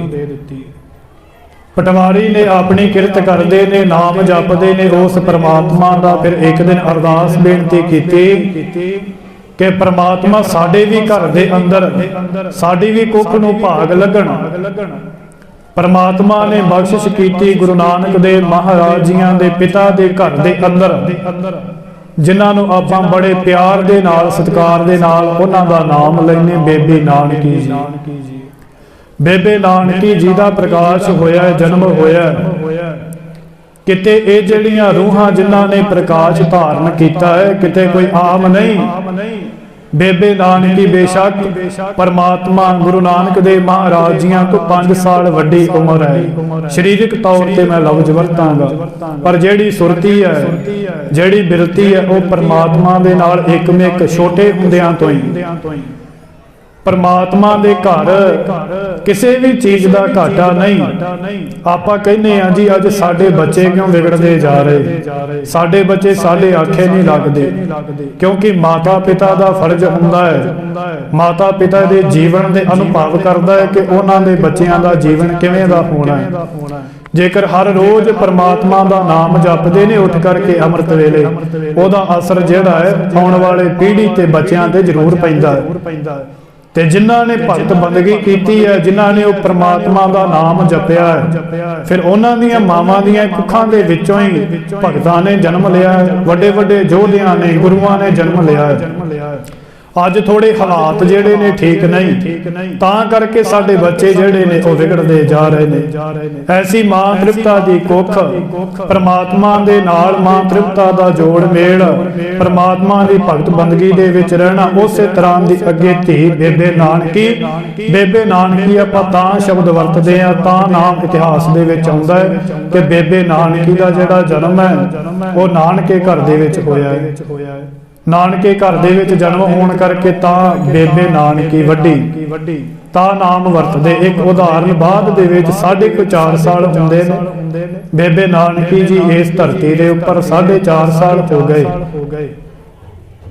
ਬਾਬਾ ਕਾਲੂ ਜੀ, ਮਾਤਾ ਤ੍ਰਿਪਤਾ ਦੇਵੀ ਜੀ ਫਿਰ ਪੁੱਤਰ ਦੀ ਦਾਤ ਵੀ ਮੰਗਦੇ ਨੇ, ਕਿਉਂਕਿ ਸਾਨੂੰ ਲੋੜ ਹੈ ਕਿ ਜੇਕਰ ਧੀ ਮੰਗੀਏ ਤੇ ਨਾਲ ਪੁੱਤਰ, ਤੇ ਜੇ ਪੁੱਤਰ ਮੰਗੀਏ ਤੇ ਨਾਲ ਧੀ ਵੀ ਜ਼ਰੂਰੀ ਚਾਹੀਦੀ ਹੈ, ਕਿਉਂਕਿ ਫੇਰ ਹੀ ਨਾ ਅੱਗੇ ਜੇਕਰ ਆਪਾਂ ਵਿਆਹ ਸ਼ਾਦੀਆਂ ਕਰਦੇ ਆ ਤੇ ਆਪਾਂ ਲੱਭਦੇ ਆ ਕੁੜੀ, ਤੇ ਜੇ ਕੁੜੀ ਨਾ ਹੋਵੇ ਕਿਸੇ ਦੀ ਤੇ ਫਿਰ ਇਹਦੇ ਪਰਮਾਤਮਾ ਨੇ ਖੇਡ ਰਚਾਈ ਹੈ, ਪੁੱਤਰ ਵੀ ਤੇ ਧੀ ਵੀ। ਫਿਰ ਉਸ ਬਾਬੇ ਕਾਲੂ ਨੇ ਇਹ ਅਰਦਾਸ ਬੇਨਤੀ ਕੀਤੀ ਪਰਮਾਤਮਾ ਦੇ ਅੱਗੇ ਕਿ ਸਾਡੇ ਵੀ ਘਰ ਦੇ ਅੰਦਰ ਪੁੱਤਰ ਦੀ ਦਾਤ ਹੋਵੇ। ਹੁਣ ਉਹ ਪੁੱਤਰ ਨੇ ਜਨਮ ਲੈਣਾ, ਉਹ ਕੋਈ ਆਮ ਬੱਚਿਆਂ ਵਾਂਗ ਨਹੀਂ, ਕੋਈ ਆਮ ਬੱਚਾ ਨਹੀਂ, ਪਰਮਾਤਮਾ ਦਾ ਸਾਖਸ਼ਾਤ ਰੂਪ ਹੈ ਜਿਹਨੇ ਇਸ ਧਰਤੀ ਦੇ ਉੱਪਰ ਆਉਣਾ ਹੈ। परमात्मा दे रूप ने, परमात्मा ने खुद इस धरती दे उपर चल करके आउणा है। सुनी पुकार दातार प्रभ, गुरु नानक जग माहे पठाया। गुरु नानक देव महाराज जियां दा जन्म होना है अज दे दिन। अज सतगुरु जियां ने प्रकाश होना है। अमृत वेले दा टाइम है। धरती दे उपर पहला ही आउण तो हरियावली हो गई। समुंदर दीयां लहरां जेड़ियां ने उठदियां ने बड़े चावां दे नाल, जिद्दां किसे राजे महाराजे ने साडे जीवां विच, दुनियावी जीवां विच आउणा होवे ना, हर पासे हड़चल मच जांदी है कि अज एडे वड्डे राजे ने आउणा। पर वो तलवंडी नूं भाग लगण वाले ने, जिथे गुरु नानक देव महाराज खंडां ब्रह्मंडां दे मालक, आप नारायण कला धार जग में प्रवरियो, सतगुरु ने आप जिहड़ा रूप धारण कर के इत्थे आउणा है। कलयुग बाबे तारिया, उन्हें परमात्मा ने आन के कलयुग दा उद्धार करना है। इनू बन्ने लाउणा, इहदा बेड़ा जिहड़ा है उन्हें तारना है। जदों गुरु नानक देव महाराज जियां ने प्रकाश होना है, धरती दे उपर की माहौल ने, तलवंडी दे की माहौल ने कि तलवंडी जिहड़ी है झूम उठी है। तलवंडी जिहड़ी है सारी तलवंडी दे विच हरियावली हो गई। जिन्हां दे अंदर, जिन्हां दे मन जिहड़े सी उदास सी, वो गुरु नानक देव महाराज जियां दे प्रकाश होण तो पहला ही जेड़े हरे भरे हो गए, पहला ही खेड़े आ गए मनां दे अंदर।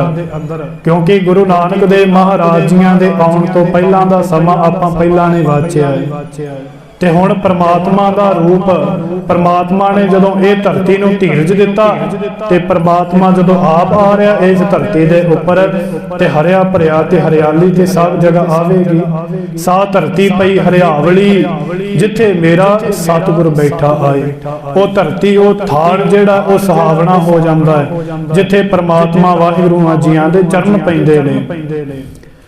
बाबे जिहड़ा अपना प्रकाश धारण कीता, इत्थे सब तो पहला आपां कह लईए दो सिख ने, जिन्हां नूं ध्यान जिहड़ा सुरत है, जिहड़े आउंदे परमात्मा दे चरनां दे नाल जुड़ लए। सब तो पहले ते बेबे नानकी जी, उस तो बाद जिहड़ा राय बुलार इस तलवंडी दे विच आपां सुणीदा है, इतिहास सरवण करीदा है। ते राय बुलार इन्ना को ज़्यादा प्यार करते ने गुरु नानक देव महाराज जियां नूं, इन्ना को ज़्यादा सत्कार करते ने, क्योंकि उन्होंने समझ लग चुकी है कि परमात्मा होर कोई नहीं, जे परमात्मा है तो वह गुरु नानक है। गुरु नानक देव महाराज जियां दे प्रकाश आगमन तो पहला 8 जीवियां दी जिहड़ी रोशनी हुंदी पई सी, वो फिकी पै गई। गुरु नानक देव महाराज सूरज वांग चमचण लग पए। गुरु नानक देव महाराज जियां दी रोशनी, गुरु नानक देव महाराज जियां दे सूरज दा चानण आपां कह लईए। सतगुरु नानक प्रगटिया मिटी धुंध, जग तांजन हुआ। केड़ी ओ धुंध है, केड़ा चानण हुंदा है ते केड़ी ओ धुंध है, जिहड़ी विकारां दी धुंध पई सी। क्योंकि धुंध हनेरे दे नालों ज़्यादा खतरनाक हुंदी है। हुंदी जरूर चिट्टी, पर यह काली हुंदी है। गुरु नानक देव महाराज जियां ने जदों अपना प्रकाश धारण कीता, सारे पासे हरियावली हो गई। कलयुग बाबे तारिया, सतनाम पढ़ मंत्र सुनाया। इत्थे प्रकाश धारण करके बाबे नानक ने उधार कीता है साडे जीवां दा, साडे जीवां नूं तारना कीता है। कल तारण गुरु नानक आया। इस कल नूं तारन वास्ते गुरु नानक देव महाराज जियां ने अपना प्रकाश धारण कीता है। हुण कई मनमुख बिरती वाले लोग, कई ऐसे प्रचारक ने कह दिंदे जी गुरु नानक देव महाराज एक आम मनुख सी।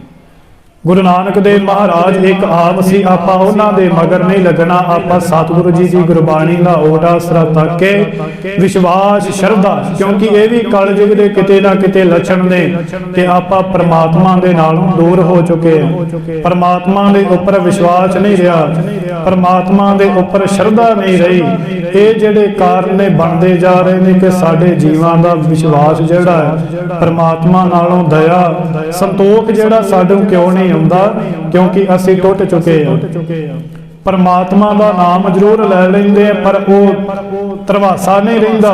ਕਿਉਂਕਿ ਵਿਸ਼ਵਾਸ ਨਹੀਂ ਚੰਗੀ ਤਰ੍ਹਾਂ ਦੁਬਦਾ ਦੇ ਵਿੱਚ ਹੈ ਮਨ, ਤੇ ਜਦੋਂ ਮਨ ਦੁਬਦਾ ਦੇ ਵਿੱਚ ਹੋਵੇ ਨਾ, ਉਦੋਂ ਜਿੰਨੀਆਂ ਮਰਜ਼ੀ ਬੇੜੀਆਂ ਦੇ ਵਿੱਚ ਭਾਵੇਂ ਤੁਸੀਂ ਪੈਰ ਰੱਖੀ ਜਾਓ, ਕਿਸੇ ਪਾਸੇ ਵੀ ਪਾਰ ਨਹੀਂ ਹੋਇਆ ਜਾਂਦਾ।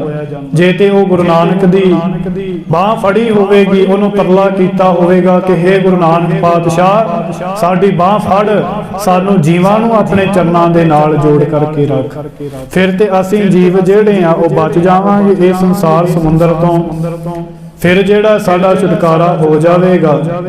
ਪਰ ਜੇਕਰ ਸ਼ਰਧਾ ਹੀ ਨਾ ਰਹੀ, ਜੇਕਰ ਇਤਿਹਾਸ ਦੇ ਉੱਪਰ ਸ਼ੰਕੇ ਜਾਂ ਪ੍ਰਮਾਤਮਾ ਏਦਾਂ ਨਹੀਂ ਕਰ ਸਕਦਾ ਜੀ, ਪ੍ਰਮਾਤਮਾ ਦੇ ਵਿੱਚ ਕਰਾਮਾਤ ਨਹੀਂ। ਗੁਰੂ ਨਾਨਕ ਦੇਵ ਮਹਾਰਾਜ ਜੀਆਂ ਦੀਆਂ ਅਨੇਕਾਂ ਹੀ ਕਰਾਮਾਤਾਂ ਨੇ, ਆਪਾਂ ਸਮਝ ਨਹੀਂ ਸਕਦੇ, ਆਪਾਂ ਪੜ੍ਹ ਨਹੀਂ ਸਕਦੇ, ਕਿਸੇ ਨੂੰ ਸੁਣਾ ਨਹੀਂ ਸਕਦੇ। ਉਹ ਪ੍ਰਮਾਤਮਾ ਆਪ ਹੀ ਕਿਰਪਾ ਕਰੇ, ਸਾਡੇ ਜੀਵਾਂ ਤੇ ਰਹਿਮਤ ਕਰੇ ਤੇ ਸਾਨੂੰ ਸਮਝ ਆਉਂਦੀ ਹੈ। ਜਦੋਂ ਬੰਦਾ ਦੁਬਦਾ ਵਿੱਚ ਪੈ ਕੇ ਦੋ ਪੱਖੀ ਆਪਣਾ ਮਨ ਕਰ ਲੈਂਦਾ, ਉਦੋਂ ਸਮਝੋ ਡੋਲ ਗਿਆ। ਮਹਾਰਾਜ ਕਹਿੰਦੇ ਦੁਬਦਾ ਨਾ ਪੜੋ, ਹਰ ਬਿਨ ਹੋਰ ਨਾ ਪੂਜੋ। ਪ੍ਰਮਾਤਮਾ ਤੋਂ ਬਗੈਰ ਕਿਸੇ ਦੀ ਆਰਾਧਨਾ ਨਾ ਕਰੋ, ਆਪਣਾ ਦੋ ਮੱਖੀ ਜਿਹੜਾ ਪੱਖ ਹੈ ਉਹ ਨਾ ਕਰੋ। ਸਤਿਗੁਰੂ ਨਾਨਕ ਮਹਾਰਾਜ ਜਦੋਂ ਪ੍ਰਗਟ ਹੁੰਦੇ ਨੇ, ਆਪਣਾ ਰੂਪ ਪ੍ਰਕਾਸ਼ ਧਾਰਨ ਕਰਦੇ ਨੇ। ਗੁਰੂ ਨਾਨਕ ਦੇਵ ਮਹਾਰਾਜ ਜੀ ਇੱਕ ਜਦੋਂ ਸੂਰਜ ਵਾਂਗ, ਜਦੋਂ ਸੂਰਜ ਚੜ੍ਹਦਾ ਹੈ ਨਾ, ਸਾਰੀ ਧੁੰਦ ਜਿਹੜੀ ਹੈ ਉਹ ਦੂਰ ਕਰ ਦਿੰਦਾ ਹੈ। ਸੂਰਜ ਚੜ੍ਹਨ ਦੇ ਨਾਲ ਹਨੇਰਾ ਜਿਹੜਾ ਹੈ ਉਹ ਦੂਰ ਹੋ ਜਾਂਦਾ ਹੈ। ਗੁਰੂ ਨਾਨਕ ਦੇਵ ਮਹਾਰਾਜ ਸੂਰਜ ਨੇ, ਜਿਨ੍ਹਾਂ ਦੇ ਪ੍ਰਕਾਸ਼ ਧਾਰਨ ਦੇ ਨਾਲ ਕੀ ਹੋਇਆ, ਵਿਕਾਰਾਂ ਦੀ ਠੱਲ ਪੈ ਗਈ। ਵਿਕਾਰਾਂ ਨਾਮ ਦੀ ਠੱਲ, ਵਿਕਾਰਾਂ ਦੀ ਜੜ ਪੁੱਟੀ ਗਈ। ਇੱਥੇ ਵਿਕਾਰ ਨਹੀਂ, ਇੱਥੇ ਖੂਨ ਖਰਾਬੇ ਅੱਗੇ ਵਾਂਗੂ ਸ਼ੋਰ ਨਹੀਂ, ਸਹਿਜ ਆ ਗਿਆ, ਕਿਉਂਕਿ ਉਹ ਪ੍ਰਮਾਤਮਾ ਨੇ ਆਪਣਾ ਰੂਪ ਧਾਰਨ ਕੀਤਾ। ਸਤਿਗੁਰੂ ਨਾਨਕ ਪ੍ਰਗਟਿਆ, ਮਿਟੀ ਧੁੰਦ ਜਗ ਚਾਨਣ ਹੋਆ, ਜਿਉਂ ਕਰ ਸੂਰਜ ਨਿਕਲਿਆ, ਤਾਰੇ ਛਪੇ ਅੰਧੇਰ ਪਲੋਆ। ਇਹ ਵਿਕਾਰੀ ਜਿਹੜੇ ਮਨੁੱਖ ਨੇ, ਇਹ ਸਾਰੇ ਲੋਕ ਕਰਕੇ ਬੈਠ ਗਏ। ਅੰਧੇਰਾ ਜਿਹੜਾ ਹੈ ਉਹ ਭੱਜਦਾ ਜਾ ਰਿਹਾ, ਜਿੱਦਾਂ ਕਿ ਪ੍ਰਮਾਤਮਾ ਦਾ ਸੂਰਜ ਉਹ ਗੁਰੂ ਨਾਨਕ ਦੇ ਪ੍ਰਕਾਸ਼ਮਾਨ ਹੋ ਰਿਹਾ। ਸਿੰਘ ਬੁੱਕੇ ਮਿਰਗਾਵਲੀ, ਭੰਨੀ ਜਾਏ ਨਾ ਧੀਰ ਧਰੋਆ। ਸਿੰਘ ਹੁੰਦਾ ਸ਼ੇਰ, ਜਿਵੇਂ ਇੱਕ ਸ਼ੇਰ ਦਹਾੜ ਮਾਰਦਾ ਹੈ ਨਾ, ਤੇ ਜਿੰਨੀਆਂ ਭਾਵੇਂ ਗਿੱਦੜਾਂ ਦੀਆਂ 100 ਡਾਰਾਂ ਹੋਣ, ਜਿੰਨੇ ਮਰਜ਼ੀ ਗਿੱਦੜ ਹੋਣ, ਸਾਰੇ ਭੱਜ ਜਾਂਦੇ ਨੇ। ਐਸੇ ਗੁਰੂ ਨਾਨਕ ਮਹਾਰਾਜ ਜੀਆਂ ਨੇ ਆਪਣਾ ਚਰਨ ਜਗ੍ਹਾ ਧਰਤੀ ਦੇ ਉੱਪਰ ਵਸਾਰਿਆ। ਪਾਪਾਂ ਨੂੰ ਭਾਜੜ ਪੈ ਗਈ, ਪਾਪਾਂ ਨੂੰ ਰਾਹ ਨਾ ਦਿਸੇ ਕਿ ਹੁਣ ਕਿਹਨੂੰ ਜਾ ਕਰਕੇ ਫੜੀਏ, ਕਿਧਰ ਆਪਣਾ ਪਾਪਾਂ ਦਾ ਜ਼ੋਰ ਪ੍ਰੈਸ਼ਰ ਜਿਹੜਾ ਉਹ ਪਾਈਏ। ਜਿੱਥੇ ਬਾਬਾ ਪੈਰ ਧਰੈ, ਪੂਜਾ ਆਸਣ ਥਾਪਣ ਸੋਇਆ। ਜਿੱਥੇ ਬਾਬਾ ਗੁਰੂ ਨਾਨਕ ਦੇਵ ਮਹਾਰਾਜ ਜੀਆਂ ਨੇ ਆਪਣਾ ਪੈਰ ਚਰਨ ਪ੍ਰਾਪਤ ਕਰ ਦਿੱਤੇ, ਆਪਣੇ ਚਰਨਾਂ ਦੇ ਨਾਲ ਉਸ ਧਰਤੀ ਨੂੰ ਭਾਗ ਲਾ ਦਿੱਤੇ। ਉਹ ਜਿਹੜਾ ਥਾਂ ਹੈ ਉਹ ਸੁਹਾਵਣਾ ਹੋ ਜਾਂਦਾ ਹੈ, ਉਹ ਜਿਹੜਾ ਥਾਂ ਹੈ ਉਹ ਪੂਜਨਯੋਗ ਹੋ ਜਾਂਦਾ ਹੈ। ਕਿਉਂਕਿ ਅੱਜ ਸ਼ੰਕੇ ਕਰਨ ਵਾਲੇ ਬਹੁਤ ਮਿਲ ਜਾਂਦੇ ਨੇ। ਮੇਰੇ ਨਾਲ ਇੱਕ ਦੀ ਵਿਚਾਰ ਹੋਈ ਤੇ ਉਹ ਕਹਿਣ ਲੱਗ ਗਿਆ, ਜੀ ਮੈਂ ਬਾਬਾ ਬੁੱਢਾ ਸਾਹਿਬ ਜੀ ਵਿਖੇ ਸੇਵਾ ਕਰਨ ਗਿਆ ਸੀ ਤੇ ਗੁਰੂ ਗ੍ਰੰਥ ਸਾਹਿਬ ਜੀ ਮਹਾਰਾਜ ਜੀਆਂ ਦਾ ਨਾ ਸੁਖਾਸਨ ਹੋ ਗਿਆ, ਤੇ ਜਿਹੜੀਆਂ ਸੰਗਤਾਂ ਆਉਣ ਉਹ ਥੜੇ ਨੂੰ ਹੀ ਮੱਥਾ ਟੇਕੀ ਜਾਣ ਕਿ ਉੱਥੇ ਗੁਰੂ ਗ੍ਰੰਥ ਸਾਹਿਬ ਜੀ ਮਹਾਰਾਜ ਜੀਆਂ ਦਾ ਸਰੂਪ ਨਹੀਂ, ਤੇ ਉੱਥੇ ਮੱਥਾ ਟੇਕੀ ਜਾਣ ਕਿ ਕਿਉਂਕਿ ਇੱਥੇ ਮਹਾਰਾਜ ਇੱਥੇ ਪੰਕਤੀ ਦੇ ਅਰਥ ਹੁੰਦੇ ਨੇ ਕਿ ਜਿੱਥੇ ਬਾਬਾ ਪੈਰ ਧਰੈ, ਪੂਜਾ ਆਸਣ ਥਾਪਣ ਸੋਇਆ। ਜਿੱਥੇ ਜਿੱਥੇ ਵੀ ਪ੍ਰਮਾਤਮਾ ਨੇ ਪੈਰ ਧਰ ਦਿੱਤੇ, ਫਿਰ ਕਿਹੜੀ ਗੱਲ ਹੈ, ਉਹ ਪ੍ਰਮਾਤਮਾ ਆਰਾਮ ਫਰਮਾ ਰਿਹਾ, ਉਹਦੀ ਥਾਂ ਵੀ ਜਿਹੜੀ ਹੈ ਉਹ ਪੂਜਨਯੋਗ ਹੋ ਜਾਂਦੀ ਹੈ। ਉਹ ਥਾਂ ਵੀ ਜਿਹੜਾ ਹੈ ਨਾ ਉਹ ਸੁਹਾਵਣਾ ਹੋ ਜਾਂਦਾ ਹੈ। ਸਾਹ ਧਰਤੀ ਭਈ ਹਰਿਆਵਲੀ, ਜਿੱਥੇ ਮੇਰਾ ਸਤਿਗੁਰ ਬੈਠਾ ਆਏ, ਉਹ ਧਰਤੀ ਹਰੀ ਭਰੀ ਹੋ ਜਾਂਦੀ ਹੈ, ਭਾਗਾਂ ਵਾਲੀ ਹੋ ਜਾਂਦੀ ਹੈ। ਸਤਿਗੁਰੂ ਕਹਿੰਦੇ ਸਿੱਧ ਆਸਣ ਸਭ ਜਗਤ ਦੇ, ਨਾਨਕ ਆਦ ਮਤੇ ਜੇ ਕੋਆ। ਜਿੰਨੇ ਵੀ ਸਿੱਧਾਂ ਦੇ ਆਸਣ, ਜਿਹੜੇ ਵੱਡੇ ਵੱਡੇ ਸਿੱਧ ਬਣੀ ਫਿਰਦੇ ਸੀ, ਜੋਗੀ ਬਣੀ ਫਿਰਦੇ ਸੀ, ਸਾਰੇ ਪ੍ਰਸਿੱਧ ਨੇ। ਜਿੰਨੇ ਵੀ ਆਸਣ ਨੇ, ਅਸਥਾਨ ਨੇ, ਕੋਈ ਵੀ ਹੋਣ ਭਾਵੇਂ, ਸਾਰੇ ਨਾਨਕ ਮਤੇ ਬਣ ਗਏ। ਜੇ ਕੋਈ ਗੋਰਖ ਮਤਾ ਹੈ ਉਹ ਵੀ ਨਾਨਕ ਮਤਾ ਬਣ ਗਿਆ ਪ੍ਰਮਾਤਮਾ ਦੇ ਚਰਨ ਪਾਉਣ ਦੇ ਨਾਲ। ਇੱਕ ਥਾਂ ਥਾਂ ਤੇ, ਕਿਉਂਕਿ ਇਹ ਜ਼ਰੂਰੀ ਹੈ ਕਿ ਨਾਨਕ ਮਤੇ ਪ੍ਰਕਾਸ਼ ਦੇ ਨਾਲ ਬਣੇ, ਪ੍ਰਮਾਤਮਾ ਨੇ ਚਰਨ ਪਾਏ ਤੇ ਇਹ ਬਣ ਗਏ। ਕਿਉਂਕਿ ਗੁਰ ਬਿਨ ਘੋਰ ਅੰਧਾਰ, ਜੇਕਰ ਗੁਰੂ ਨਹੀਂ ਕਿ ਗੁਰੂ ਤੋਂ ਬਿਨਾ ਹਨੇਰਾ ਹੈ, ਗੁਰੂ ਤੋਂ ਬਿਨਾ ਸਮਝ ਨਹੀਂ।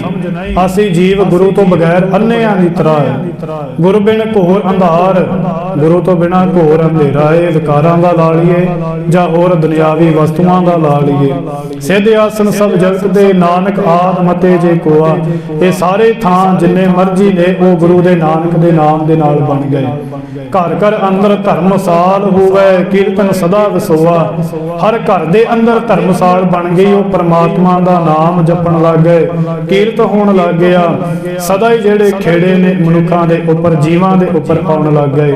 ਬਾਬੇ ਤਾਰੇ ਚਾਰ ਚੱਕ, 9 ਖੰਡ ਪ੍ਰਿਥਵੀ ਸੱਚਾ ਢੋਆ। ਗੁਰੂ ਨਾਨਕ ਦੇ ਮਹਾਰਾਜ ਜੀਆਂ ਨੇ 4 ਚੱਕ ਤੇ 9 ਖੰਡ ਇਹ ਜਿਹੜੇ ਨੇ ਇਹਨਾਂ ਸਾਰਿਆਂ ਨੂੰ ਉਤਾਰ ਦਿੱਤਾ। ਚਾਰੇ ਦਿਸ਼ਾ, 4 ਉਦਾਸੀਆਂ ਆਪਾਂ ਸੁਣਦੇ ਨੇ, ਵਿਚਾਰ ਲੰਮੀ ਹੋ ਜਾਏਗੀ। ਇਸ ਤਰ੍ਹਾਂ 9 ਖੰਡ ਪ੍ਰਿਥਵੀ ਵਿੱਚ ਜਾ ਕੇ ਸੱਚ ਦਾ ਜਦੋਂ ਮੇਲ ਹੋਇਆ, ਇਹ ਸਾਰਿਆਂ ਨੂੰ ਉਤਾਰਨਾ ਕੀਤਾ। ਗੁਰਮੁਖ ਕਲ ਵਿੱਚ ਪ੍ਰਗਟ ਹੋਆ। ਕਲਯੁਗ ਵਿੱਚ ਇਹ ਸ਼੍ਰੋਮਣੀ ਗੁਰੂ ਜਿਹੜਾ ਇਹ ਆਪਣਾ ਰੂਪ ਧਾਰ ਕਰਕੇ ਆਇਆ, ਆਪਣਾ ਰੂਪ ਪ੍ਰਕਾਸ਼ ਧਾਰ ਕਰਕੇ ਆਇਆ। ਅੰਧੇਰਾ ਮੁੱਕ ਗਿਆ, ਚੰਦ ਚੜਿਆ, ਭਾਗ ਲੱਗ ਗਿਆ ਇਸ ਧਰਤੀ ਨੂੰ। ਸਤਿਗੁਰੂ ਜੀ ਕਿਰਪਾ ਕਰਨ ਸਾਡੇ ਜੀਵਾਂ ਦੇ ਉੱਪਰ। ਗੁਰੂ ਨਾਨਕ ਦੇਵ ਮਹਾਰਾਜ ਆਪ ਕਿਰਪਾ ਕਰੇ। ਆਪ ਅਸੀਂ ਗੁਰੂ ਨਾਨਕ ਦੇ ਮਹਾਰਾਜ ਜੀਆਂ ਦੇ ਚਰਨਾਂ ਦੇ ਨਾਲ ਜੁੜੀਏ। ਸਤਿਗੁਰੂ ਜੀਆਂ ਦੇ ਅੰਦਰ ਚਰਨਾਂ ਪਾਸ ਅਰਦਾਸ ਬੇਨਤੀ ਕਰੀਏ ਕਿ हे ਗੁਰੂ ਨਾਨਕ ਦੇਵ, ਕਿਰਪਾਲੂ ਦਾਤਾਰ ਪਿਤਾ, ਆਪਣੇ ਸਾਗਰ ਦੇ ਵਿੱਚੋਂ ਜਿਹੜੇ ਤੁਸੀਂ ਗਿਆਨ ਦੇ ਨਾਲ ਇਸ ਧਰਤੀ ਨੂੰ 4 ਚੰਨ ਲਾਏ ਨੇ, ਉਸ ਧਰਤੀ ਦੇ ਵਿੱਚੋਂ, ਉਸ ਗਿਆਨ ਦੇ ਵਿੱਚੋਂ ਸਾਨੂੰ ਇੱਕ ਬੂੰਦ ਦੀ ਜਿਹੜੀ ਹੈ ਉਹ ਨਾਮ ਦੀ ਬਖਸ਼ ਦੇਵੋ। ਸਾਡਾ ਜੀਵਨ ਵੀ ਜਿਹੜਾ ਹੈ ਉਹ ਸਫਲਾ ਹੋ ਜਾਵੇ ਉਸ ਨਾਮ ਨੂੰ ਜਾਣ ਕਰਕੇ। ਐਸੀਆਂ ਬਖਸ਼ਿਸ਼ਾਂ ਗੁਰੂ ਨਾਨਕ ਦੇ ਮਹਾਰਾਜ ਸਾਡੇ ਜੀਵਾਂ ਉੱਪਰ ਕਰ ਰਹੇ ਨੇ। ਸਤਿਗੁਰੂ ਜੀਆਂ ਦਾ ਇਤਿਹਾਸ ਬਹੁਤ ਲੰਮਾ ਚੌੜਾ ਹੈ। ਕੋਈ 1 ਘੰਟੇ 2 ਘੰਟੇ ਸਾਰੀ ਜ਼ਿੰਦਗੀ ਵੀ ਸੁਣਾਏ ਤੇ ਨਹੀਂ ਸੁਣਾਇਆ ਜਾ ਸਕਦਾ। ਕਿਤੇ ਨਾ ਕਿਤੇ ਕੋਈ ਗੱਲ ਰਹਿ ਜਾਂਦੀ ਹੈ, ਕਿਉਂਕਿ ਉਹ ਗੁਰੂ ਨਾਨਕ ਪਰਮਾਤਮਾ ਆਪਣੀ ਵਡਿਆਈ ਆਪ ਹੀ ਕਰਵਾਏ ਤੇ ਫਿਰ ਹੀ ਬਖਸ਼ਿਸ਼ ਹੁੰਦੀ ਹੈ। ਅਸੀਂ ਜੀਵਾਂ ਦੇ ਹੱਥ ਦੇ ਵਿੱਚ ਸਮਰੱਥਾ ਨਹੀਂ। ਆਓ ਹੁਣ ਬੜੇ ਪ੍ਰੇਮ ਤੇ ਸਤਿਕਾਰ ਦੇ ਨਾਲ ਸਮਾਪਤੀ ਹੈ। ਗੁਰੂ ਕੀ ਦਾਤ, ਗੁਰੂ ਨਾਨਕ ਦੇ ਮਹਾਰਾਜ ਜੀਆਂ ਨੇ ਸਾਨੂੰ ਦਾਤ ਬਖਸ਼ਿਸ਼ ਕੀਤੀ ਕੜਾਹ ਪ੍ਰਸ਼ਾਦ ਦੀ। ਬੜੇ ਨਿਮਰਤਾ ਦੇ ਸਹਿਤ ਪ੍ਰਾਪਤ ਕਰੀਏ। ਤੇ ਅੱਜ ਦੇਖੀਦਾ ਕਈ ਵਾਰੀ ਕਹਿਣਗੇ ਕਿ ਬਿਲਕੁਲ ਥੋੜਾ ਜਿਹਾ ਦਿਓ, ਸਾਨੂੰ ਥੋੜਾ ਜਿਹਾ ਪ੍ਰਸ਼ਾਦ ਚਾਹੀਦਾ ਹੈ। ਨਹੀਂ, ਜਿੰਨੀ ਬਖਸ਼ਿਸ਼ ਹੁੰਦੀ ਹੈ ਓਨੀ ਹੀ ਲੈਣੀ ਚਾਹੀਦੀ ਹੈ। ਕਿਤੇ ਵਾਸਤੇ ਵੀ ਥੋੜਾ ਨਾ ਕਿਉਂ। ਇਹਦੇ ਨਾਲ ਸ਼ੂਗਰਾਂ ਨਹੀਂ ਹੁੰਦੀਆਂ, ਇਹਦੇ ਨਾਲ ਜੇ ਸ਼ੂਗਰਾਂ ਹੋਣੀਆਂ ਹੁੰਦੀਆਂ ਤੇ ਇਹ ਗੁਰੂ ਨਾਨਕ ਦੇ ਮਹਾਰਾਜ ਇਹਨੂੰ ਸਾਡੇ ਜੀਵਾਂ ਦੇ ਵਿੱਚ ਦੇ ਕਰਕੇ ਇਹ ਦਾਤ ਨਾ ਜਾਂਦੇ। ਇਹ ਤੇ ਸਾਰੇ ਰੁੱਖਾਂ ਦਾ, ਰੋਗਾਂ ਦਾ ਇਲਾਜ ਹੈ, ਜਿਨ੍ਹਾਂ ਦੇ ਕੋਲੋਂ ਮੂੰਹ ਦੇ ਵਿੱਚੋਂ ਬੋਲਿਆ ਨਹੀਂ ਜਾਂਦਾ। ਗੁਰੂ ਰਾਮਦਾਸ ਜੀਆਂ ਦੇ ਘਰ ਦੇ ਅੰਦਰ ਗੁਰੂ ਨਾਨਕ ਦੇਵ ਮਹਾਰਾਜ ਜੀਆਂ ਦੀ ਇਹ ਬਖਸ਼ਿਸ਼ ਕੀਤੀ ਹੋਈ ਦਾਤ ਦੇ ਅੰਦਰ ਇੰਨੀ ਤਾਕਤ ਹੈ। ਕੋਈ ਸ਼ਰਧਾ ਦੇ ਨਾਲ ਸਤਿਨਾਮ ਵਾਹਿਗੁਰੂ ਜਪਦਾ ਇਸ ਨੂੰ ਛਕੇ ਤੇ ਗੂੰਗੇ ਵੀ ਬੋਲਣ ਵਾਸਤੇ ਨੇ ਪ੍ਰਮਾਤਮਾ ਨੇ। ਉਹ ਗੂੰਗੇ ਵੀ ਬੋਲ ਲੈਂਦੇ ਨੇ, ਪਰ ਸ਼ਰਧਾ ਦੀ ਗੱਲ ਹੈ। ਸਤਿਗੁਰੂ ਕਿਰਪਾ ਕਰੇ। ਸੁਦਾਸ ਤੋਂ ਬਾਅਦ ਯਾਦਵਿੰਦਰ ਸਿੰਘ ਹੋਣੀ ਪੱਧਰੀ ਵਾਲੇ, ਸਤਿਕਾਰਯੋਗ ਗੁਰਸੇਵਕ ਸਿੰਘ ਪੱਧਰੇ, ਉਹਨਾਂ ਨੇ ਵੀ ਹਾਜ਼ਰੀ ਭਰਨੀ ਹੈ। ਸੋ ਗੱਤਕੇ ਦਾ ਪ੍ਰੋਗਰਾਮ ਹੈ, ਬੜੀ ਵੱਡੀ ਉਹਨਾਂ ਦੀ ਵੀ ਕੋਸ਼ਿਸ਼ ਹੈ। ਇਹ ਉਪਰਾਲਾ ਹੈ ਕਿ ਜਿਹੜੇ ਬੱਚੇ ਨੇ ਉਹ ਦਸ਼ਮੇਸ਼ ਪਾਤਸ਼ਾਹ ਜੀਆਂ ਦਾ ਹੁਕਮ ਮੰਨ ਕਰਕੇ ਸੋਹਣੇ ਰੂਪ ਆਪਣੇ ਧਾਰਨ ਕਰਨ, ਬਾਣੇ ਦੇ ਨਾਲ ਜੁੜਨ ਤੇ ਸ਼ਸਤਰ ਵਿਦਿਆ ਜਿਹੜੀ ਹੈ ਉਹਨੂੰ ਵੀ ਹਾਸਲ ਕਰਨ। ਕਿਉਂਕਿ ਚਾਹੀਦਾ ਕਿਤੇ ਨਾ ਕਿਤੇ ਆਪਣੀ ਹਿਫਾਜ਼ਤ ਲਈ ਸਾਨੂੰ ਇਹ ਜਿਹੜੀ ਦਾਤ ਗੁਰੂ ਗੋਬਿੰਦ ਸਿੰਘ ਮਹਾਰਾਜ ਬਖਸ਼ਿਸ਼ ਕਰਕੇ ਗਏ ਨੇ, ਇਹਨਾਂ ਦਾਤਾਂ ਦੇ ਨਾਲ ਜੁੜਨਾ, ਸ਼ਸਤਰਹੀਣ ਹੋਣਾ, ਸ਼ਸਤਰਹੀਣ ਨਾ ਹੋਣਾ, ਸ਼ਸਤਰਾਂ ਨੂੰ ਧਾਰਨ ਕਰਨਾ। ਸੋ ਆਓ ਬੜੇ ਪ੍ਰੇਮ ਦੇ ਨਾਲ ਹੁਣ ਆਪਾਂ 2 ਮਿੰਟ ਵਾਸਤੇ ਗੁਰੂ ਨਾਨਕ ਦੇਵ ਮਹਾਰਾਜ ਜੀਆਂ ਦੇ ਨਾਮ ਦਾ ਜਾਪ ਕਰਨਾ ਹੈ। ਉਸ ਤੋਂ ਉਪਰੰਤ ਸਮਾਪਤੀ ਹੈ। ਫਿਰ ਗੱਤਕੇ ਦੇ ਜੋਰ ਆਪ ਜੀਆਂ ਨੂੰ ਦਿਖਾਏ ਜਾਣਗੇ ਜੀ। ਆਓ ਬੜੇ ਪ੍ਰੇਮ ਦੇ ਨਾਲ ਜਪੀਏ। 2 ਮਿੰਟ ਵਾਸਤੇ ਫਿਰ ਫਤਿਹ ਦੀ ਸਾਂਝ ਪਾਉਂਦੇ ਆ ਜੀ। ਧੰਨ ਗੁਰੂ ਨਾਨਕ, ਧੰਨ ਗੁਰੂ ਨਾਨਕ, ਧੰਨ ਗੁਰੂ ਨਾਨਕ, ਧੰਨ ਗੁਰੂ ਨਾਨਕ। ਕਲ ਤਾਰਨ ਗੁਰੂ ਨਾਨਕ ਆਇਆ, ਕਲ ਤਾਰਨ ਗੁਰੂ ਨਾਨਕ ਆਇਆ।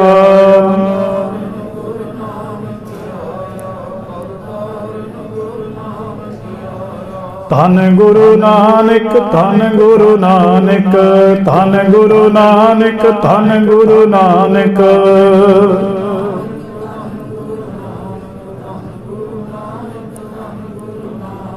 ਕਲ ਤਾਰਨ ਗੁਰੂ ਨਾਨਕ ਆਇਆ, ਕਲ ਤਾਰਨ ਗੁਰੂ ਨਾਨਕ ਆਇਆ।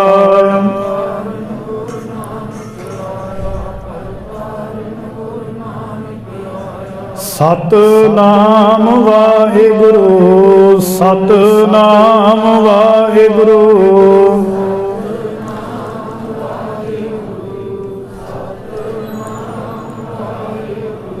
ਸਤਿਗੁਰ ਨਾਨਕ ਪ੍ਰਗਟਿਆ, ਸਤਿਗੁਰ ਨਾਨਕ ਪ੍ਰਗਟਿਆ।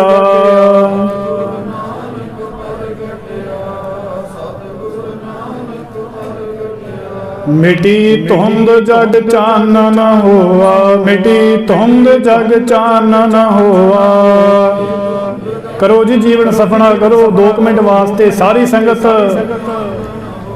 ਜਿਉਂ ਕਰ ਸੂਰਜ ਨਿਕਲਿਆ, ਜਿਉਂ ਕਰ ਸੂਰਜ ਨਿਕਲਿਆ।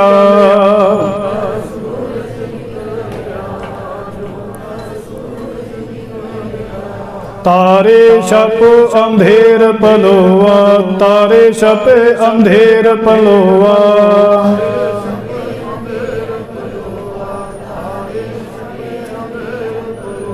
ਸਤਿਗੁਰ ਨਾਨਕ ਪ੍ਰਗਟਿਆ, ਸਤਿਗੁਰ ਨਾਨਕ ਪ੍ਰਗਟਿਆ।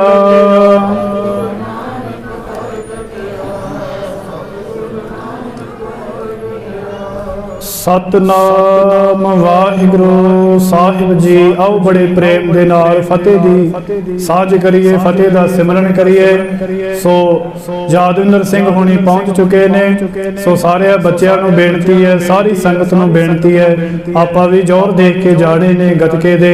ਸੋ ਟੀਮ ਪਹੁੰਚ ਚੁੱਕੀ ਹੈ, ਬਹੁਤ ਬਹੁਤ ਧੰਨਵਾਦ।